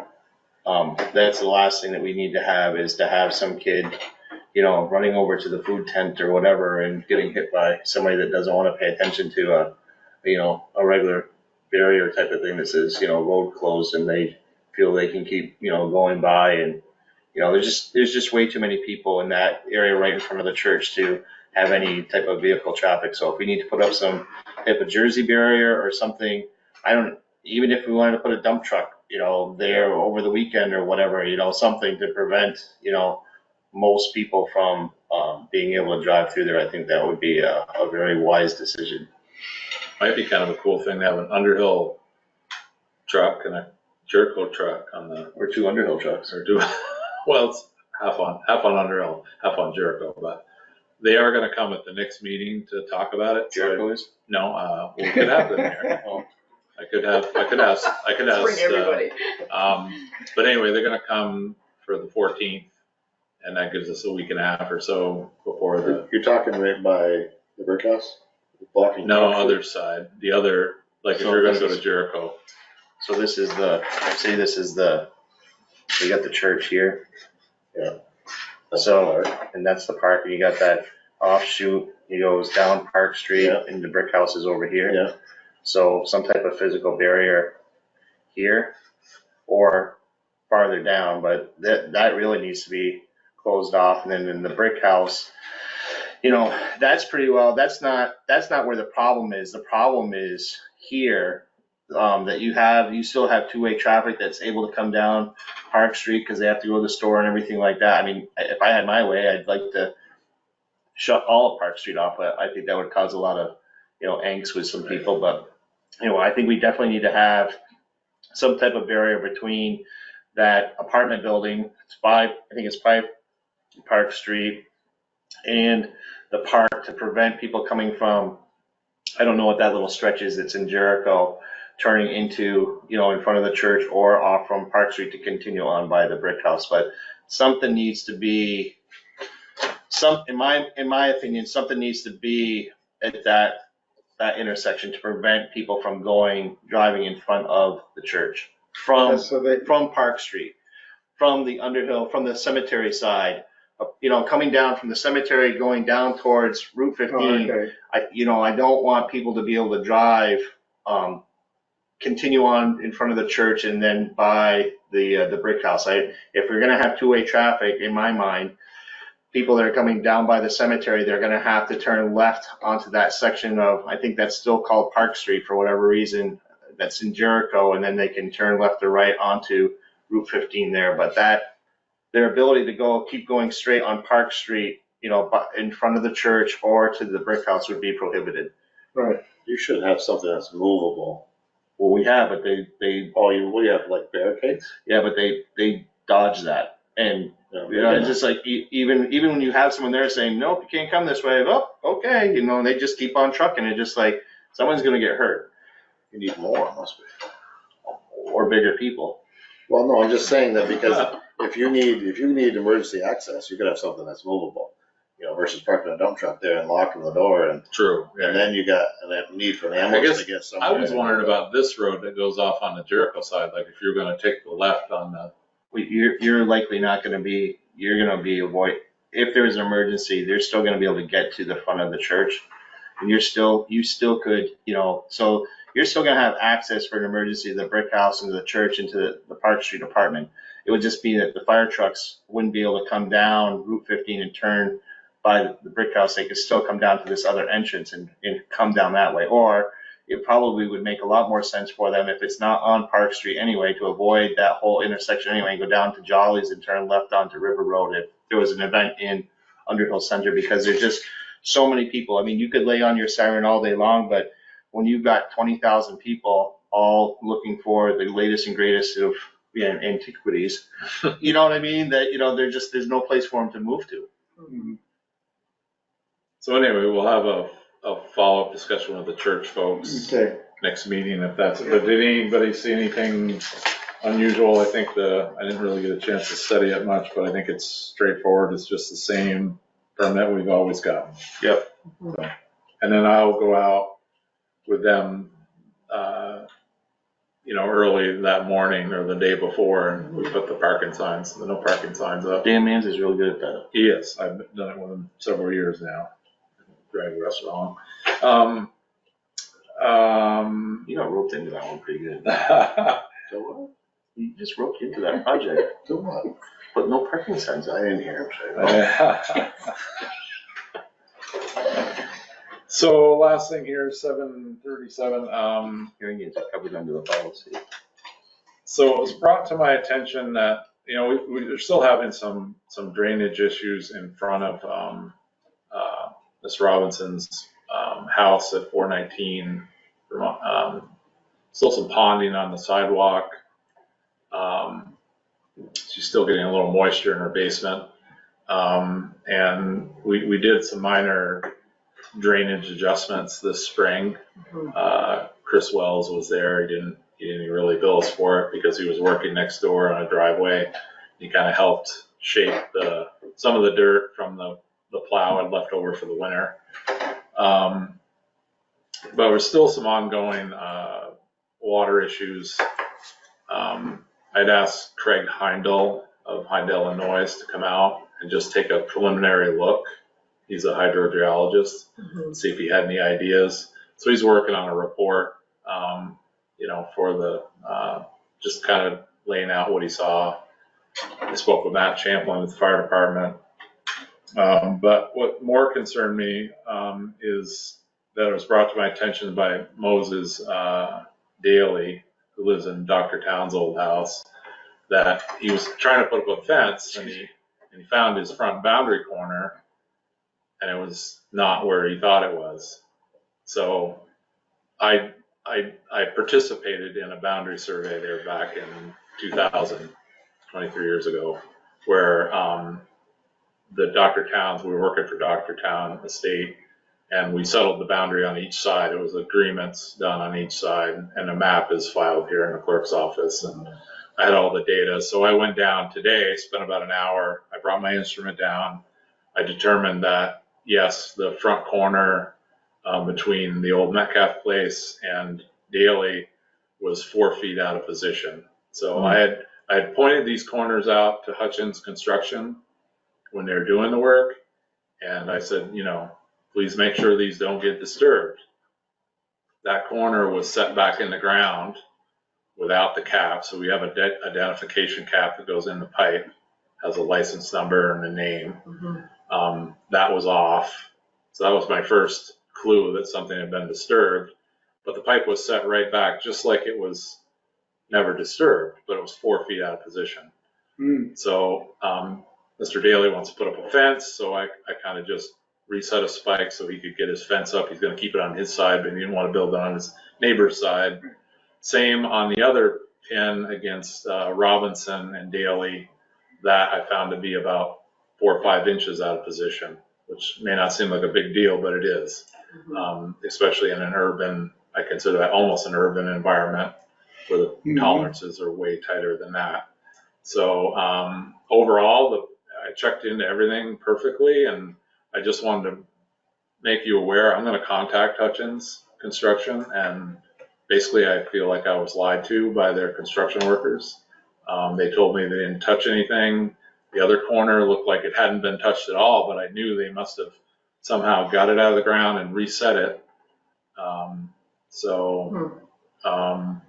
Anyway, with your permission, I'd like to just make that right for the homeowners and put the corners in the ground. I'm not charging anything. It's just get a package deal with myself as a surveyor. So, and since I have the best available information because I worked on the job, and it's easy for me to do. I guess I'm curious as far as, I don't doubt your abilities and stuff like that, but as a town official, are we exposing ourselves to greater liability now that if there was a dispute now, we're kind of getting into, like, not only are you a licensed surveyor, but you're also a town official, so would that drag us into, us as in the town, into a future property dispute between the parties if there ever was one? Would it be wise to, let that one, I'm not doubting your abilities and your findings or whatever, but would it be wise to have another surveyor involved to, limit or try to limit our liability in case something goes sideways another 20 years from now? Tell Hutchinson we're sending, whoever the contractor is, we're sending them the bill. The bill, definitely. So I can. I'd hire another surveyor. That's just going to be, I'm going to let him build his fence based on the information I gave him, so I didn't slow him down. But I think, yes, I had a feeling you'd say this. Chris, I wonder, your name is on stuff in there. My name's on because everything. Now you're a town official, are we Following the lines here. Are we putting either you or the town under some sort of special liability? I would say no, because in this situation, each boundary was agreed upon by the parties. Right, So it's set in stone, and it's basically just a matter of measurement at that point. So, but I agree with you. I will reach out to the surveyor and I can just You can work with the surveyor. show them what I've done, have them confirm, and then they can put their name on it. We'll send their bill to Hutchins. I mean, you have done the work, so they don't really need to redo the work. No, they need to just verify some things. Yeah. But then I think it's a good point, Bob. And then, So again, I don't mean any disrespect, Brad, at all. It's I'm just mindful of the fact that, someone starts to go down a path that's. No, you get it. I was mostly concerned with, you really wanted to build this fence, so I think we're safe enough to do that. So all the properties along that sidewalk, should they all be checked? No, because I checked, like the fire department's all set, and there was nothing else really available. So like in hindsight, with the sidewalk project, I'll just give an example. Jericho hired me when they did their sidewalk on 15. So typically when they do a topographic survey or site plan, they don't do a great lot of investigation where the boundaries are, but it was a right-of-way issue down there that I was involved in with the state and town of Jericho. But I recovered over 40 boundary corners, and we had them all located before the sidewalk started. So in hindsight, that's going forward. Anything we do, we'll make sure that gets done. I didn't have a hand in how this all got started. So, and I've given talks on how sidewalks ruin, more monumentation gets destroyed in highway projects. And the same goes with ditching. I think it's a good practice to, it's almost like a dig safe, if you will, for boundary corners. But yeah, I'll reach out to a friend and we'll get those. And then what they do is file a certificate that they reset those monuments, and it gets filed in the land records. So it'll have their name on it, so we'll be good. I'd like to back up to Robinson's issue with the drainage. Are we going to do any monitoring, or what are we going to do to because she still contends that there is an issue with the water coming from the sidewalk onto her property. And I feel that, I know that you've been working with her, I've met with her, and I think we really need to come up with a game plan. We've got that engineering report, and the only way that we're really gonna be able to like definitively tell where is that water coming from is to have like monitoring wells. Is that?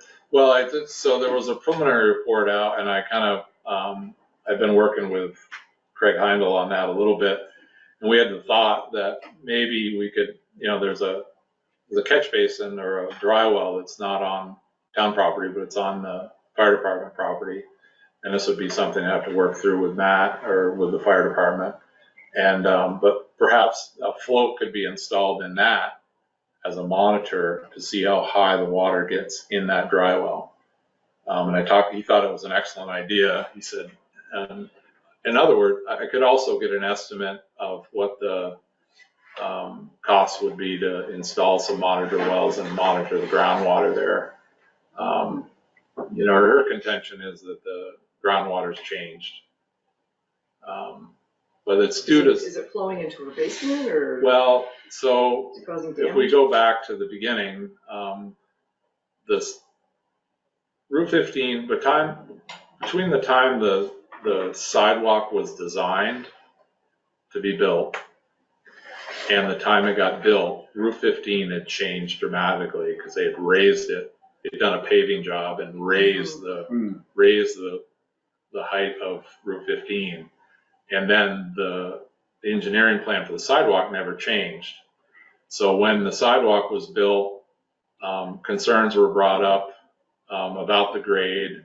Our resident engineers at the time, the people who are doing the inspection, were adamant that we should follow the plan. So the plan was followed. Turns out that now, because 15 was higher, it was really steep to get in her driveway. She's almost bottoming out to get in her driveway.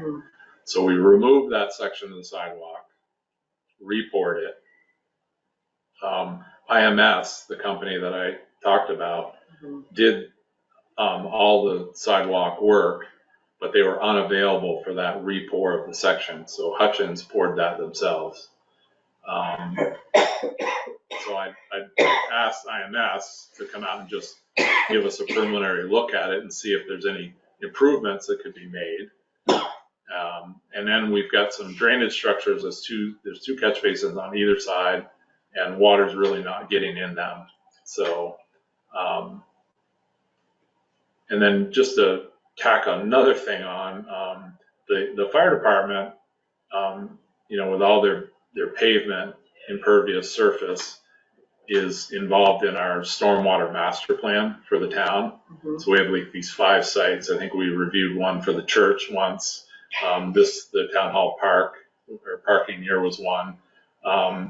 So it's possible that, monies are available. There's a plan to put in a detention area at the fire station, but it's not designed. But there's some potential that we could piggyback onto that and kind of incorporate some of this into it.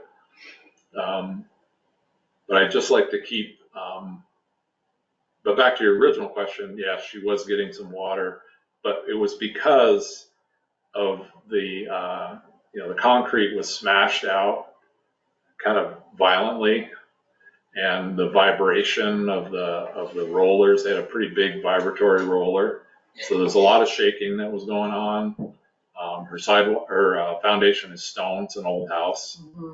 Very well, nice stone foundation. But we had kind of determined that maybe some of that shaking had loosened up the dirt, around her foundation. Now she was getting some groundwater coming in the foundation wall. It has improved significantly from the first year.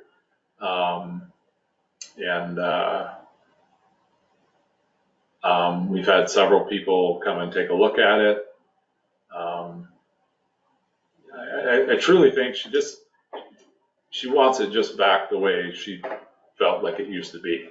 So that's kind of hard to determine because we didn't know how it used to be. But I can tell you just my experience being in the basement, I don't think it had a whole lot of water ever before. So she's installed a dehumidifier, her own expense, and that's taking care of some of the moisture. But I'd like to just continue to work with her, and I think Bob had made a motion way back quite some time ago to allocate some funds, for these kind of ongoing issues. Something we need to be mindful. Luckily, we don't have many landowners to deal with this sidewalk, but it's something to be mindful of. It's a different situation here. I would really, as long as I'm here, I'd like to get this resolved. Me too. I don't want this lingering for decades. I'd like to have some resolution to this and put it to bed. And if we need to fix it, then let's fix it. If we need to do some checking, let's do some checking, but let's keep the ball moving. So there was a plan before the sidewalk kind of all got finished, a curtain drain idea in front of her house to go into the catch basin.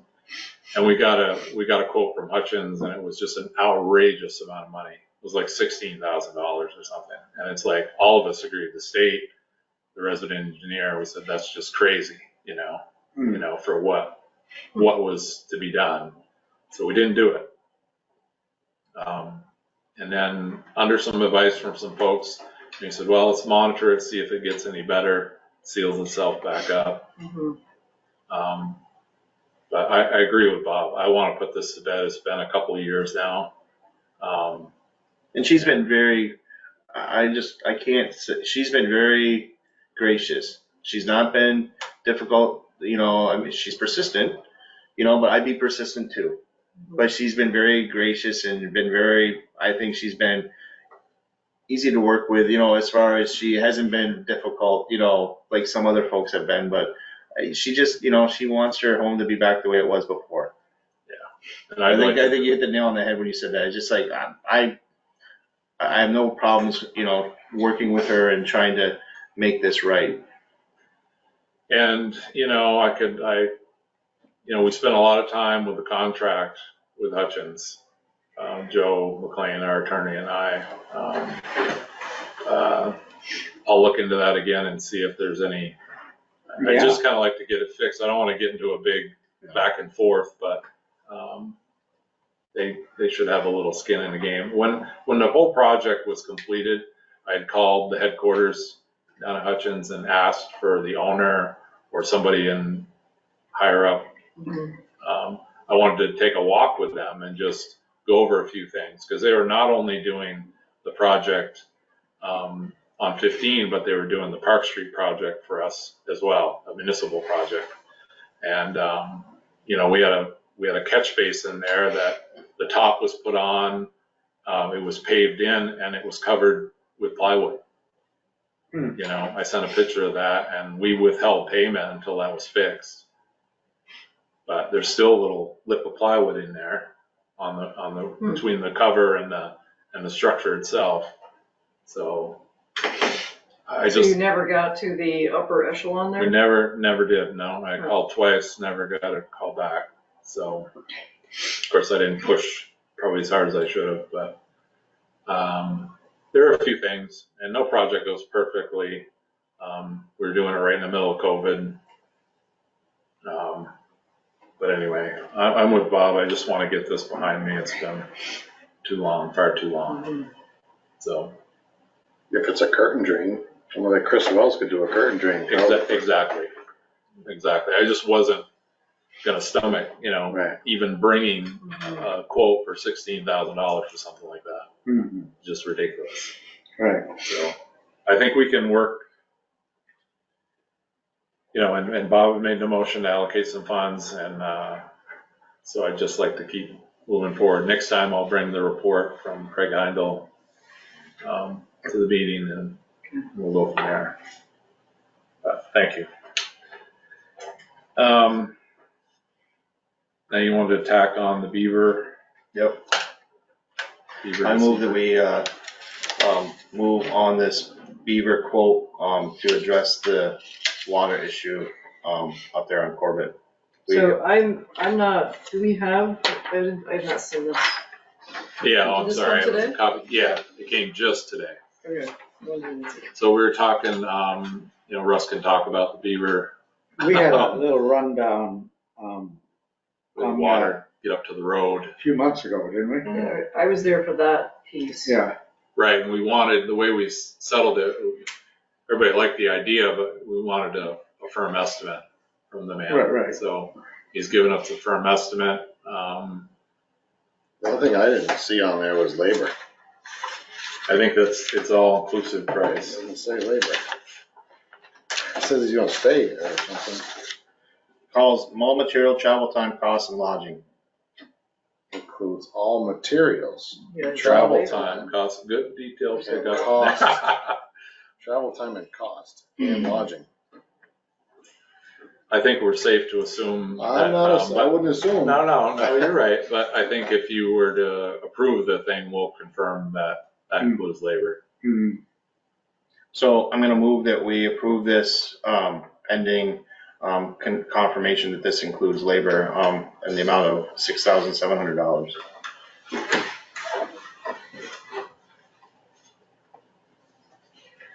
So we can at least discuss it, so I do. I'll second it.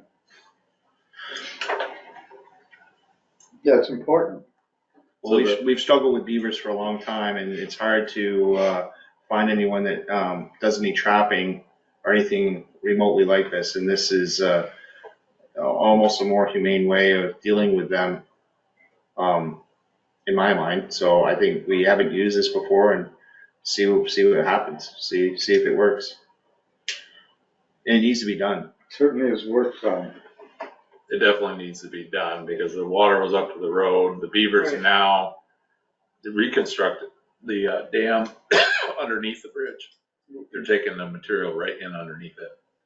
where. Oh, they're underneath the bridge? Yeah, Well, that's where what is Kurt it? said. They're going, because the dam is gone now, the dam was smushed down and then removed. So the water levels dropped way down. Now is the perfect time for him to go in and install his Gotcha. unit. Yeah. Because he doesn't have to take the dam apart. But now they're going in underneath the bridge, so it's gonna get really difficult to Pretty good. remove it. They're clever. Yeah, maybe we could hire them to take care of this previous problem. Divert the Excellent water. idea. Sidewalk project brings in Yeah. beavers. Beaver team. I'll try and. Yeah, I liked it when the presenter was here, and that was helpful. So are we ready for the question? Mhm. All in favor? All right. Aye. This motion carries 3-0. Please convey that and find I out will. the labor. Good catch. Well, I mean, Well, it's true. And the other item that we added was this letter from VTRANS dated September 24th, 2023. I'm going to move that we do send a representative to act on behalf of the town of Underhill. I think that should either be the chair, if available, or our town administrator. And in addition to that, I think we should either make contact with or send a note on to the property owners that were here during the public comment period so that they're well aware I that did that. not only from Okay. VTRANS, but the town of Underhill Yeah. reaches out to them as well. We did. I Okay. didn't, they didn't get this directly. I don't think they were copied on it. I sent it to Joy. She's been the lead contact person. I don't see who they copied the residents, but I know No. like Emery Roy, I think, is the one that came in that had the near miss with his daughter pulling out of that driveway there and had gone to that motor vehicle crash. I think it's important to inform them that something is in the works and to Yeah. please give testimony. So I do move that we either have the chair, both if available, or one or the other to attend this, the meeting about this. It's a virtual meeting, Right, so you could both attend if you wanted to, Sure. Dan. sure. And I did send it to Joy, but I forgot about Emery. I've been dealing with him on a garage permit, so I'll send it to him. I second your motion if we have to act on that. Discussion. One thing I liked about the report was the recommendation for being attentive to the brush. You can't do anything about the cliff, the outcropping, but the brush certainly would help visibility. And also, a mitigation, I see various parts, and probably on 15, I can't recall where, but I know there's one on Pleasant Valley Road. People put mirrors, and that would really help. And I don't know what, on a state highway, what kind of approval would need to be done to get a mirror that the property owners could put on there. But anyway, that would be just a. They go just as fast on 15 as they do on Pleasant Valley. Well, So I know might- that, but might have a really I know good the mirror right-of-way I restrictions. bet they go 60, 70 miles an hour on a daily basis along that stretch of Oh, yeah. road easy, so. Yeah. You probably haven't been passed on Route 15. So anyway, that would just be a suggestion of mine. I wish people would, I'm just gonna use this point I wish people would be a little more patient because it's kind of silly. And not that anybody that does this is gonna be listening, but, to pass someone when you've got a line of cars in front of you, it's so pointless. Where are you gonna go? Chill. You just catch up to them in a couple seconds. And then I'm right behind that person and then, Exactly. so. I've been to fatalities where you've had multiple people die pulling onto Route 15 near that intersection, and it's definitely an area of road where the traffic is moving, at a good clip, and anything to enhance the safety in that part of town is, I think, well worth the energy and effort. So What I'd like to ask VTRANS is if they will do all they can to clean the brush in their right of way. I think that would be a very good thing. Just to bring that up and say, okay, can you guys at least confirm that you're gonna take care of the brush on your end? And then once again on private property, then the homeowners can take care of the Exactly. brush That would improve that area a ton. tremendously, yeah. Let's cut it all back. Okay. All in favor? Aye. Motion carries 3-0. As soon as I get the link, I'll forward it to Emery and Joy and you, Dan, and all of you, so. Okay. even less. And Russ, if he wants to come. I got a lot of brush around here. That I just cut. That's right. Can I get the approval? Can I have How much you open want? brush cutting? Speaking of brush, We I'll have just, problems with that. it's not on the agenda, but it is under town administrator updates. The tree trimming went really well on the Poker Hill, next to the cemetery. Russ, Don Toby and I met the morning with the contractor and they did an excellent job. Very clean, very nice. And I know this is kind of the same topic, but it's not on the agenda, but I just want to affirm the roadside mowing. I think he did a careful, good job. And in fact, I was there when he came up my road and I asked him, don't mow this part because I got stuff growing there that I don't want to lose. But he would always skip over the pretty white flowers on the next property, the frontage of, what I own next door, which are goutweed, and I want to cut down. You want him to cut that. So we had a conversation, and he is very tuned in to, I see him carefully mow around some lilies Yeah. that people have by the driveway and other things. He didn't know what I had in my ditch. But, You're growing things in the ditch. yeah, well, Asparagus. it just grows automatically. Who was the tree? Well, that's gonna change. Who was the company that did the tree clearing on Poker Hill? On a limb. On a limb, yeah, from Enosburg. Okay. Excellent company. Okay, we are here at the closing public comment period. It is 8:05, and we are 35 minutes behind, but nobody has been waiting to make a comment. Yeah, I don't know, I didn't put it on the agenda. You were That's my supposed fault. to. I was supposed to. Oh, God. Just, can I spend the money from the trailer? On what? We would like to purchase another Connex box for the town garage. The steel shipping container boxes. It was kind of part of, I'm gonna segue, it's as part of the inspection we had with our insurance company. Mhm. We've got 20 some odd tires inside the town garage stacked up now in between the bays. How much you need? I need, first of all, I did get 4. I talked to 4 different suppliers. Yeah. We'd like one like we currently have that has doors on both sides, which are kind of hard to get. I did find a very nice used one in South Burlington at United Rentals. He sent me pictures of it. It looks brand new.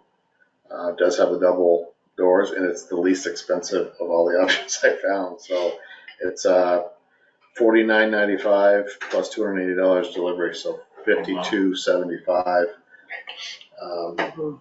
delivered to the town garage. I move that we purchase a Connex container not to exceed $6,000.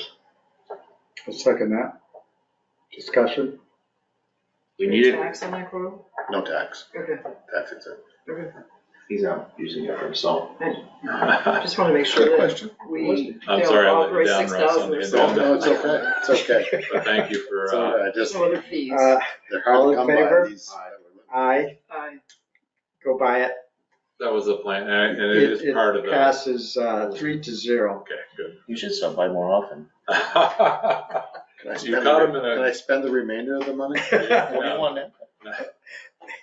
Easy, one thing. Don't give yourself at a a- time. No, what do you want? I'd like to purchase a signpost driver. How much are those? They are, I have a quote from May, and I'm making sure that it's still available from Johnson Hardware. They are $3,443. So do you know if they're, did you get more than one? I got another price from Milton Rental at the same time, and they were within a few bucks of each other. So I move that we buy a signpost driver not to exceed $4,000. It's generous tonight. Caught him on a good A night. second. I'm telling you, it's a Well, I know. It saves time. time and Your body. body. And Body.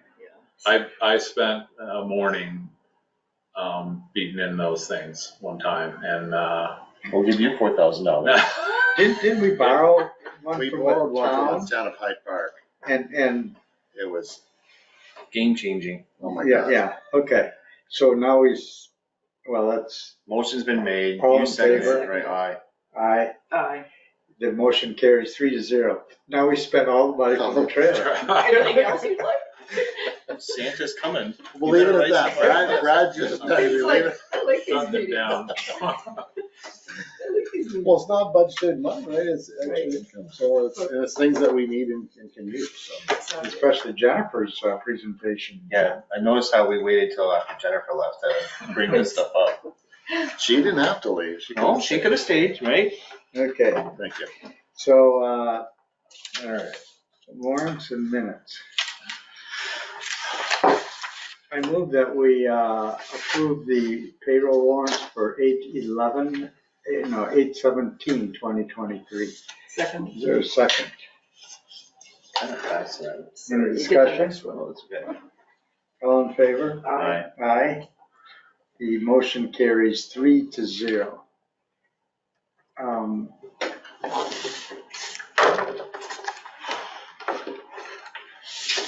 There's a notation on these AP warrants. I move that we approve the AP warrants for 8/17/2023.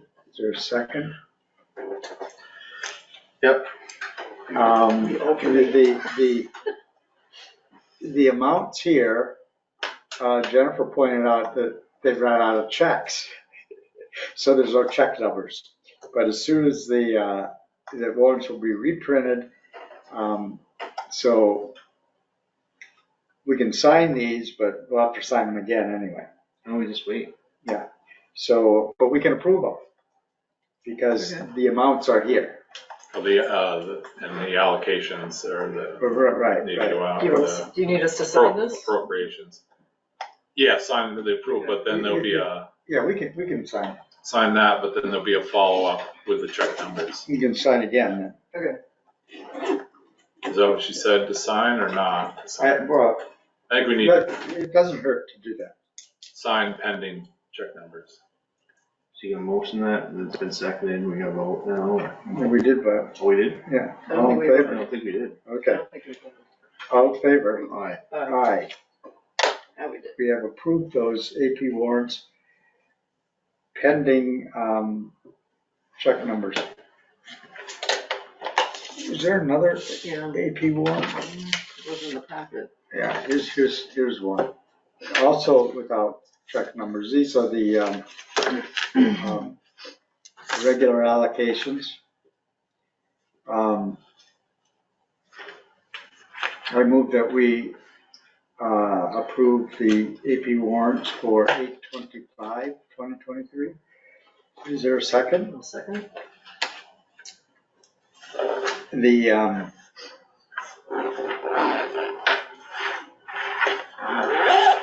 I should have moved it, signing these pending check numbers. Signing I'll them. second that one. Yeah.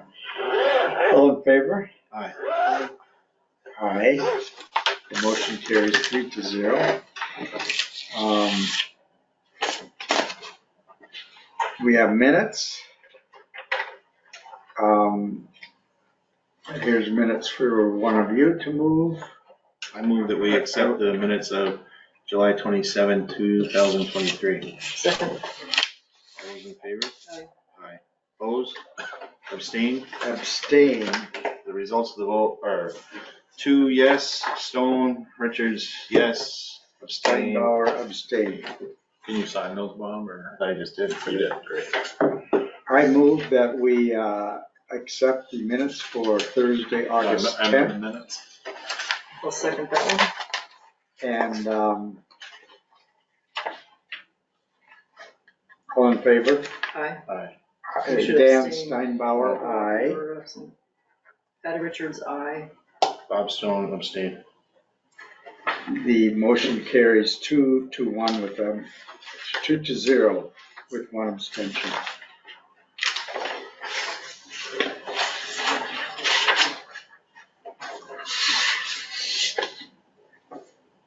And we have a couple special meetings. We were all present at special select board meetings. I move that we approve the minutes for Monday, August 14th, 2023. Is there a second? Second. Third. All in favor? Aye. Aye. That motion carries 3-0. I was just thinking of something. I'll bring it up after. Okay, In the flow. Don't lose that thought. Keep going. and I,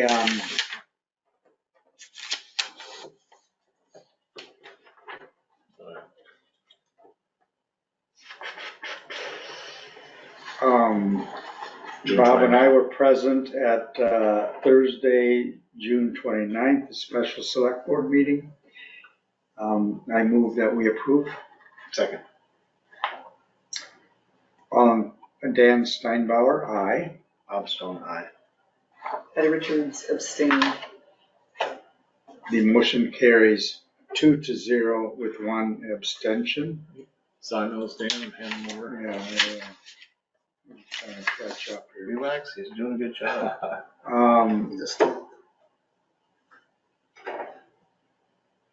come around like you do. That should be it. I think you got That them all. should be it? There are only 4 sets of minutes. Okay, this signature sheet got kind of messed up. Okay. That we're done with warrants and minutes. I'd just like to ask that, going forward, should we have a, page that we initial, for the official minutes?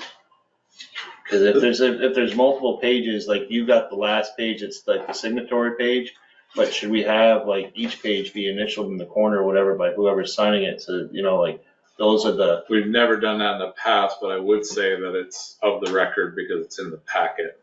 Okay. So in the packet will, but I didn't think of that, but good, thank you. yeah.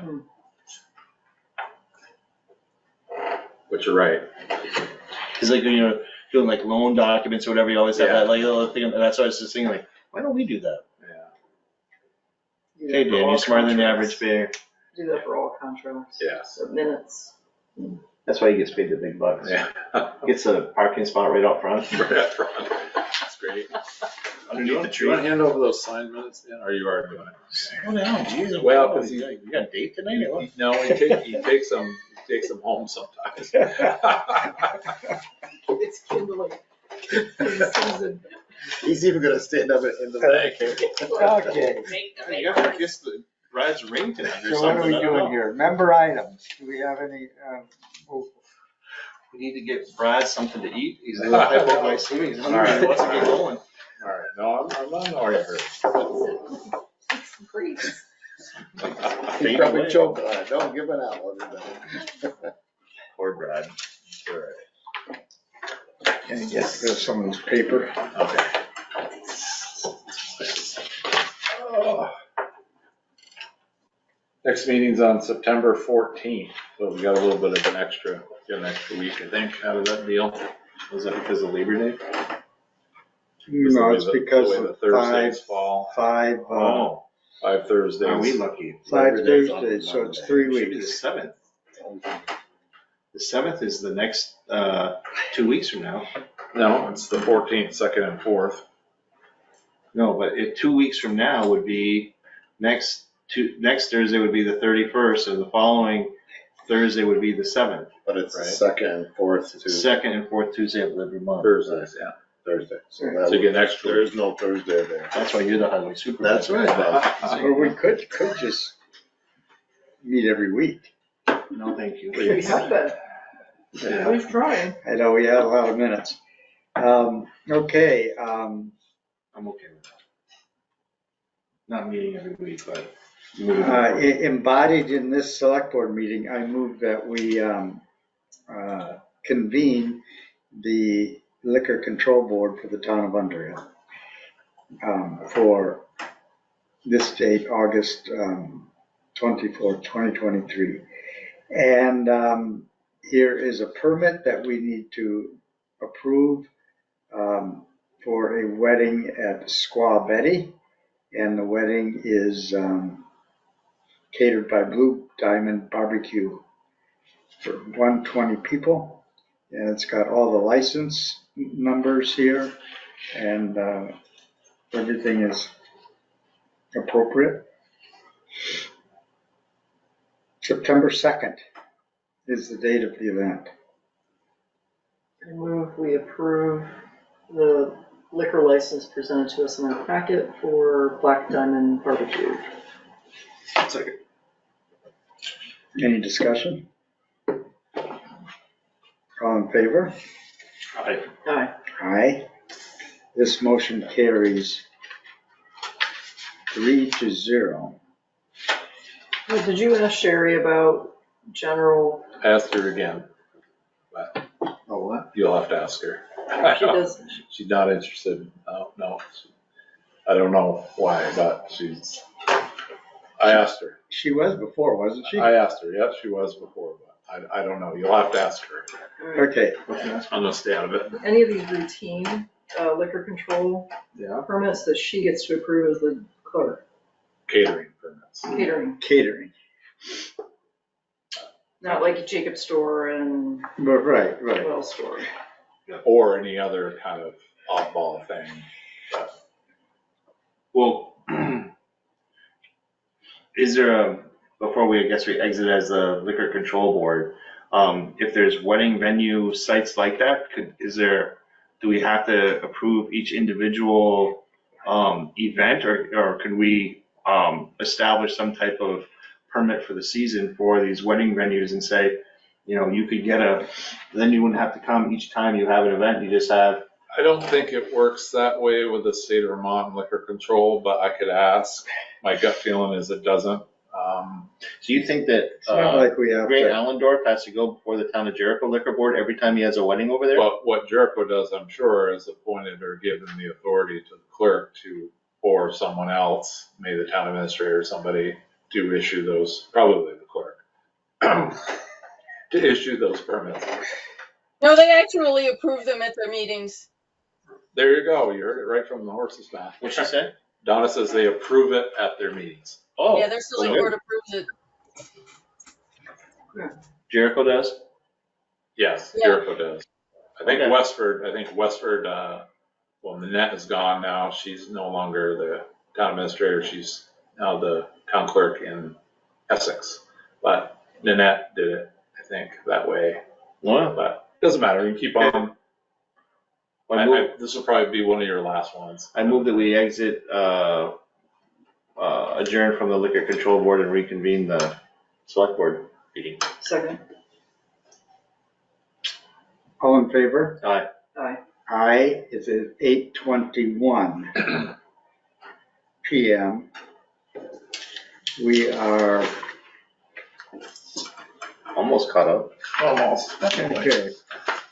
I Keep going. move that we enter executive session under 1 VSA, section 313, paragraph A3, for the appointment, employment, or evaluation of a public officer or employee, and those in the session will be the select board members and Russ Clark, the highway supervisor.